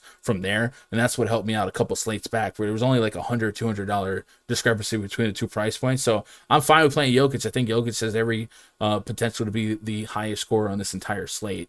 I say that with the asterisk that the 12, 11K guys are probably not going to be core players for me, but they're in the mix. They'll probably be tier 2s, maybe tier 3s. And I core the guys that I know that just feel like they can't miss, right? Just a little too cheap. Those are the guys I'll have the most of, the can't miss value. And then I kind of rotate around that. I don't know where the field's projected to be at on Giannis and Jokic, but I imagine a slate this big, the 11K, 12K range isn't super egregious. I'll also say this spread seems really, really small. So, like I said, either I believe Jokic is in, or I believe the Milwaukee might hit us with one of those okey dokes and somebody is out. I don't know if Budenholzer's got some rest planned. Jenkins says, I always play centers versus Charlotte and point guards versus Minnesota. And today they're playing each other. Stack this game. You're welcome. I'm with that. Roscoe, Holmes and Barnes is out for Sacramento. Big news there. Bag. That's big. Bag alert. Marvin Bag alert. Is it a trap? Is it a trap? Marvin Bag. Another one. Alert. No. Marvin Bagley won them the last game. He literally won the game for the Kings. If Alvin Gentry doesn't slap himself and play Marvin Bagley, Gunn's gonna be tripping. I've been trying to get that big Marvin Bagley game. He might. With Barnes. Yeah, with Barnes. They got Alex Lamb. They got Tristan Thompson. They got Mo Harkless. They got Chemezi Matu. They got a lot of outs to be really dumb about this. But hopefully they aren't, because I love me some Marvin Bagley. TJ, what up, TJ? Tune in to hit that like. I appreciate that. Encore, need a win for baby mama payments. Let's go. I'm done losing my NFL money on NBA. It's time to win. Dude, TJ is like the opposite of me. By the way, TJ, every time I see him, he's winning another 30, 40, 50K. Jeez, TJ, send me those NFL lines. It's definitely for NFL too. Remember that night Danny had like a 30K swing? Well, he benefited from it. It was like what was it, a Sony Michel receiving touchdown or something like that? It was like, what? That helps no one. But it helped him. We need the plays. Yeah, have you ever said when something happens, that helps no one? I promise you, he's no one. Like, he's that guy that randomly benefits. Anyway, next game on the docket. You played Deshaun Jackson this week too. I did too. But Pelicans at the Utah Jazz. Real quick, we got to speed up here. Only got about 15 minutes left. Devontae Graham, Brandon Ingram, Josh Hart, Herbert Jones, Jonas Valanciunas taking on Mike Conley, Donovan Mitchell, Bojan Bogdanovic, Royce O'Neal, Rudy Gobert. Roger 13.5 point spread, 217 total. Really not a whole lot to feel overly enamored with. I think Gobert 8,200 on DraftKings get you 40 plus. Very, very viable. For the most part, I'm going to be really down on the Pelicans. You can make your cases for Josh Hart getting there. Ingram, AK, we haven't seen him really get to this price point consistently. But I have no projection spitting back on any of these Pelicans that's worth me making them a priority or even putting them in the player pool on 11-game slate. So I'm probably going to stay away from that. And then looking at my projections on the Jazz side, it's Rudy Gobert and maybe a little bit of Donovan Mitchell. Real quick, agree or disagree? I mean, I think this is one of those games where I'm not running to play any of these guys, and I'd be okay crossing it out. You know, we talked about earlier, I think crossing out the New York Knicks game, and this would be the second game I cross out and just take out this whole game. Like I said, the spread's 13 points. I think Utah should smash the Pelicans here. I just think it's a spot where you probably don't need any of these guys to take down a GPP. Yeah, 2 games left. Chat, let's get 100 likes. 100 likes, we'll give away a week pass to RunDFS.com. And then, of course, don't forget the Black Friday sale today only. $100 off the 2022 year pass. That'll get you locked in for the rest of this NBA season, the rest of the NFL season, the beginning of next NFL, next NBA, the entire baseball season. Not toot my own horn, Raj, but baseball kind of my thing. You might learn a thing or two. And then, of course, most importantly, the 24/7 access to the RunDFS.com VIP Discord. We already got people waiting in the NBA voice chat. And then we have the bot Dacker out here giving us the fire news. Harrison Barnes, Rashawn Holmes listed as out. And every day before main slates, outside of maybe once a week when I take a day off on a Sunday or something like that, I'm in the pre-lock voice chat before it all, grinding down the news, making my player pool, and talking with you guys, having some fun, little brotherhood. So go be part of that. Blazers at the Warriors. Next game on the docket, Damian Lillard, CJ McCollum, Norman Powell, Robert Covington, Yusef Nurkic taking on Steph Curry, Jordan Poole, Andrew Wiggins, Draymond Green, Kevin Looney. 225 is our total 6-point spread in favor of the Warriors. One of the smaller Warriors spreads we've seen in a while. Yeah, 5.5 in some spots. I thought it was funny. I put Steph and Seth on the cover on the show before Thanksgiving, and Steph scored one more real point than Seth. He probably joked about that at the table. I get the wishbone because I scored one more point than you yesterday. Talk about it.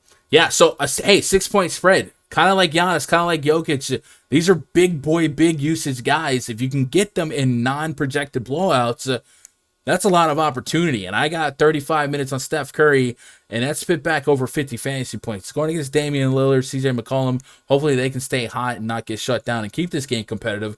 But Steph Curry has every opportunity to be forgotten about on a slate where we can get stuck easily at the 9Ks, the LaMelos, the DeJountes, the John Morants, the Trae Youngs. Hey, Steph Curry could pop off for 60-plus fantasy points himself and be like, remember me? If we look at my player projections and sort of from highest to least, Steph Curry came in third behind Jokic, still questionable, behind Giannis. Steph Curry's right there. So there's a range of outcomes where you can get into some of those mid-tier centers, even value centers, Jakob Poeltls, Clint Capella's, guys like that, and still get to Steph Curry pretty easily. I think the Steph Curry price point on FanDuel is way more approachable than DK. DK is 11.4K. FanDuel, almost $1,000 discount, so I'll take that. Any strong leans here? Do you think Damian Lillard is finding it? We've seen some big games out of him, starting to pick it up from downtown. His 3 balls are falling, and he's averaging 8 assists per game. If this game stays close and the Blazers get their 110 points or so, and you small ball Nurkic off the court, you get it like a Nance or somebody on the court, is Dame and CJ viable to make the most out of 38 projected minutes? I mean, they're viable, but I probably don't get to a ton of them. My favorite Portland guy is definitely Nurkic here in this spot. What? That's a terrible spot. That's a horrendous spot. It is absolutely. I'm gonna tell you why. I think Nurkic. No, it's a horrendous spot. He's gonna destroy Looney. He's gonna get put. First of all, he's not guaranteed to play more than 20 minutes anyway. Sacramento was a positive matchup, and he was just on one, went bananas. Still fouled out. But prior to that, 24, 23, 23, 18 minutes. Cody Zeller's been in the mix. Larry Nance has been in the mix. And he is very, very susceptible to getting pushed off the court for the small ball lineup. You can't keep him on the court and play your style of basketball if you're trailing from behind. Warriors will dictate the pace. I'm not saying Nurkic can't get there in X amount of minutes, but you're way out of pocket to think that Nurkic is the best player in this game because he may only get 20 minutes. Like, this is way more of a Larry Nance spot or even a Rocco at the 5 spot.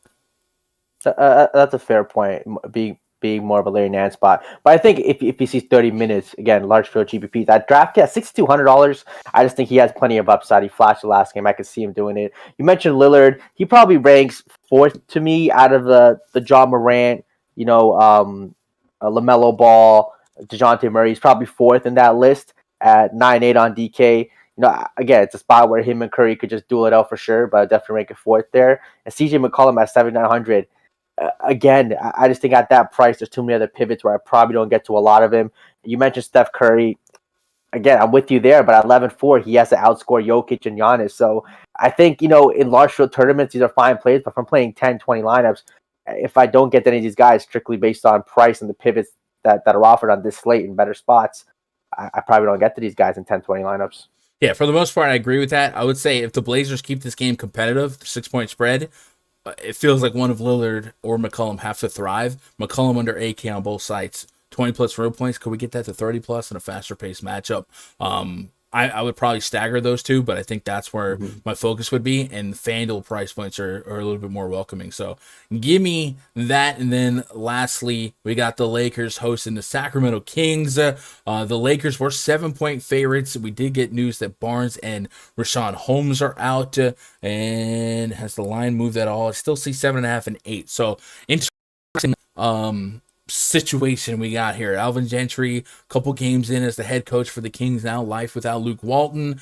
So with Barnes down, with Rashawn Holmes down, could we see Alex Len, Tristan Thompson start? Could we see Buddy Hield start at the 3? Like, trust me, I'm ready to drive the Marvin Bagley ship, right? I want this to happen. Yeah. But it feels so Chris Boucher-ish, which every time you feel like there's no way it can't happen, it doesn't happen. With that said, Marvin Bagley literally won the Kings that last game against the Blazers. Did he earn a spot. I can't believe that he has to earn that because I think he's so good. If you think he did, 4,200 is a pretty cheap price tag going against one of the most susceptible defenses in the league, one of the faster paced teams, the Los Angeles Lakers. So I would like to trust and believe in Marvin Bagley, but it would be irresponsible for me to put you guys out there and say he's lock button territory. He's only $100 above min price on FanDuel. You'll find me with him, but I can't stress enough that it's coming with some risk because for some reason they don't like playing him. They just don't. So we're dealing with that. On the Lakers side, LBJ looked like he is in. I think it was AD good. He's dealing with that fever still. I think he was upgraded as well, but don't catch me lying. AD is available. So if the big three are active and ready to go for the Lakers, $11K for Westbrook, $10.5K for LeBron, $10.8K for Anthony Davis. Big slate. Is it easy to say none of those guys break the slate at this price point? Do you avoid them, even considering the Kings are one of the worst defenses in the league and probably an easy dub? So the Lakers are a team you target, as a team that's not playing a lot of defense. They're definitely pushing the pace too, running up down the court. I think the guy that benefits for Sacramento the most with Barnes out, we might see a vintage De'Aaron Fox game here. $7,700 on DK. You give this guy 35, 37 minutes with no Barnes. You got to replace 15 shots. A lot of usage there to replace. I think Fox takes most of it. You could see a 50 DKP kind of ruction, about 30 real life points, 30 and 10 type of game against the Lakers. The number 2 DVP matchup for point guards. I think this is a phenomenal spot. People have been down on him all season. This is a spot where he can definitely win you a GPP here. And same with Halliburton. I think Halliburton at his price tag, playing, him and Fox kind of split the point guard duties. If he gets hot, he can get you a double-double with 15 and 10 assists. So 15 real-life points, 10 assists, and smash that at his price tag. So I like that. You mentioned Bagley. I mean, if Bagley starts, which we won't get the news, if he starts, he'll 100% probably be in the winning lineup. If he sees 25-plus minutes, he'll 100% be in the winning lineup. So I think these are guys you want in your lineups. I probably want, in the pool, I'll have probably four Kings. I want to say Fox, Halliburton, Buddy Hield, Bagley. With Lynn and Tristan Thompson at that center position, it's just the opportunity cost might be a little too high for me, and they both are splitting it. But at $3K and $3,200, if you really need some value, I think one of those two probably can get it done against the Lakers, even in 20 minutes, get you 30 DKP at minimum $3K price tag. Yeah, I'm pretty much in agreement with most of that. If I take out Harrison Barnes, Rashawn Holmes, put Fox on since the beginning of last year, 319 minutes of sample size. Fox right about a point per minute. We talked about teams that just light up our eyes to attack this year has been the Hornets, the Grizzlies, point guards against the Hawks, and then the Lakers. And if we're gonna get ourselves a higher predictive value in minute projections than we already had with the Kings, yeah, I'm in on that. Give me Fox. I think he's probably a little bit too cheap. Halliburton, like you said. So I also want to say if Harkless starts, it'll be a bigger bump to Halliburton or Fox, just because his usage is probably going to be way less than if Bagley starts. I think it's very possible that you see the 3-guard starting lineup of Fox, Halliburton, Buddy Hield, and then we just get big minutes out of all those guys. Can they all coexist in this matchup? I think it's possible. I'm going to keep an eye on the line movement here, but Marvin Bagley is the guy that I've been dying to play, and at $100 above min price on FanDuel, that's what I want. We won't get that starting lineup, though. There's no way we get that. Yeah. Chad, I need 4 likes. 4 of you guys out there right now have not hit likes. Let's get to 100. Let's do this giveaway. Let's give out a week, at least one week pass, if not more. And then, you guys have any lasting questions, comments, concerns, throw them in chat. I'll try and knock them out. Immediately following this live stream, I'll be in the RunDFS.com NBA VIP voice chat today only. A couple more hours left on the Black Friday sale. If you type coupon code Friday100 into the system, you'll get $100 off. So $600 can get you 13 months of coverage, and it's not one sport here, one sport. It's everything that I do. My spreadsheets, my player pools, my projections, and then the 24/7 Discord access. Come get you some. Just come get you some. Yeah.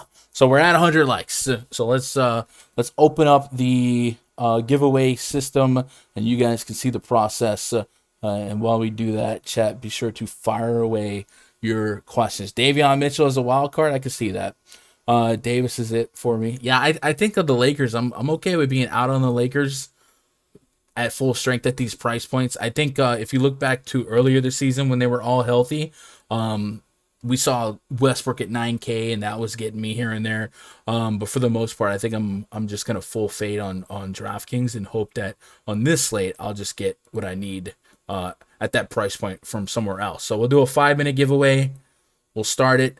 Guys, you know the drill, exclamation point raffle in the chat. But in the middle of that, if you have some questions, comments, concerns, throw them at me and Raj, and we'll see what we got here. Appreciate the stream. I appreciate you, J. Cole. Craig Sells, you and Roger Spirit today, passionate about your takes. Always are. Hey, tomorrow morning on the Osmo channel, I'll be live with, I believe, EMAC. Me and him used to do the Saturday morning. So while I don't have a stream schedule for this channel, I'm tempted to, because if I'm being real, my old lady going to be out of town. I'm going to be bored. Bored. So I might. Y'all know what that means, boys. No, no, you don't. It means I'm bored, and it means that maybe I flipped that live switch in the middle of a college football slate. And so maybe, I don't know, you guys let me know. Would that be something you're into? If so, maybe I'll do that, make up for yesterday. And then potentially Sunday as well. But definitely tomorrow, maybe. But at the very least, I will be live with EMAC in the morning, taking a first look at tomorrow's slate. And then we'll see. I don't want to commit to an afternoon stream. Sometimes you just need to recharge the batteries, but I wouldn't be against it if I end up being awake. The downside of the morning streams with EMAC is I usually get up on a couple hours of sleep, and then I go back to bed. So we'll see. Let me sift through chat here before we move on. Damron says, need Raj to give us an ooh yeah before I click like. Oh, wait, he wants a ooh yeah or a oh yeah? Oh, a Hoya. Okay. Yeah, that's what he wanted. All right. The Gov says LeBron likes the Monk lineup. Yeah, Malik Monk's he's a scorer for him. I like him. Also, Malik Monk, quite the politician, because coming from the Michael Jordan umbrella in Charlotte, for him to say that's the MJ of our generation. All right, that was a business decision. Appreciate that. Free Bagley. Let's go. A lot of raffles. Anything else in here? EMAC 2024. Yes, sir. Let's go, EMAC. AD or LeBron in DK tournaments. So AD or LeBron, neither, but probably. So I'll say this: a healthy AD when he's not sick and feverish, there's not many matchups that are better than the Sacramento Kings. If we pull up that team metrics chart in the RunDFS.com NBA VIP spreadsheet and go to points in the paint allowed, the Sacramento Kings give up the most points in the paint. So it's a good spot for AD. Also, LeBron will drive to the rack. This, Raj, is also a catalyst in Yusuf Nurkic having a monster game against Sacramento because they allowed the most points in the paint. Do you know what team allows the least points in the paint? Let me guess. The Golden State Warriors. It's the Golden State Warriors. So, hey, man, sometimes got to go with a vibe. The vibe is Yusuf Nurkic could play 32 minutes, 35 minutes, get the job done here at low ownership. Clippers are only up 23. That's good. Michael Jackson, just beat it. Don't get Rod started on Michael Jackson. All right, where we got? We got almost 20 of you guys into this giveaway, man. Remember, if you're already a subscriber, it's fine. We'll add it on to what you got. Also, shout outs. I already did the shout out. We did Justin Jennings, Dave Jones, my boy Fish Fan, a couple renewals today at RunDFS.com. You guys get your shout outs if you want to join the party. And we'll be in the voice chat here in just a couple minutes. If you win this raffle, all you got to do is type your Twitter handle in chat. Hit me up on Twitter, twitter.com/Gundacker. Shoot me a DM with an email if you don't already have an account. If I already know you, you don't have to do all that. But if you don't have an account at RunDFS.com, I'm going to need your email and we'll get you set up.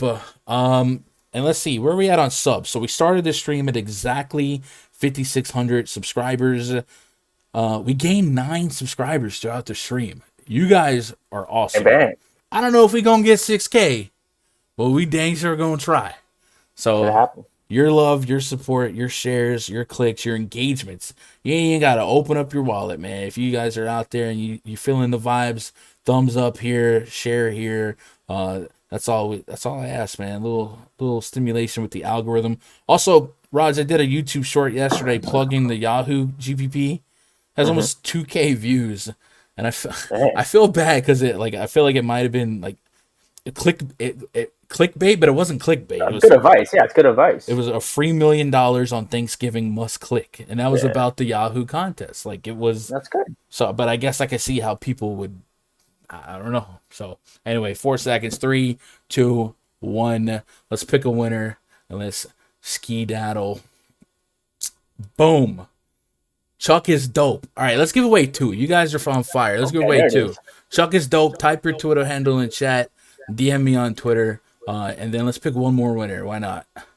Shane Alexander. Boom. Two dubs. Bang, bang. How crazy would it be if I gave away 3 right now? Oh, you feeling it? How crazy would it be if I gave away 3? Crazy. It would be pretty crazy. It would be crazy if I just said, pick winner one more time. And Matthew Gordon, he's a regular. So, bam, another week pass. That's 3 week passes because you guys are the best, man. I got to get to the RunDFS.com VIP voice chat. Let's do this, Raj. I'll catch you in a little bit. Have fun. Chat. You guys crushed it. What can I say? You guys crushed it. I'll be back at least on Monday. Maybe tomorrow if you guys do enough. I don't know if you guys want it. I don't know. Let me know. Tweet at me. Be like, yo, Gun, we do Saturday. I'll look at the Saturday schedule. But 3 of you guys that won the week pass, be sure to hit me up on Twitter. I'll get it all set up. I'll be in the Discord immediately following this, man. I hope you guys enjoyed your Thanksgiving break. If you still got your family lurking, enjoy what you got. Get the Christmas decorations out. Get them trees up. Send me those pictures, man. I appreciate you guys making part of my day. Be part of your day. I love you. Good luck. God bless. And go win some money.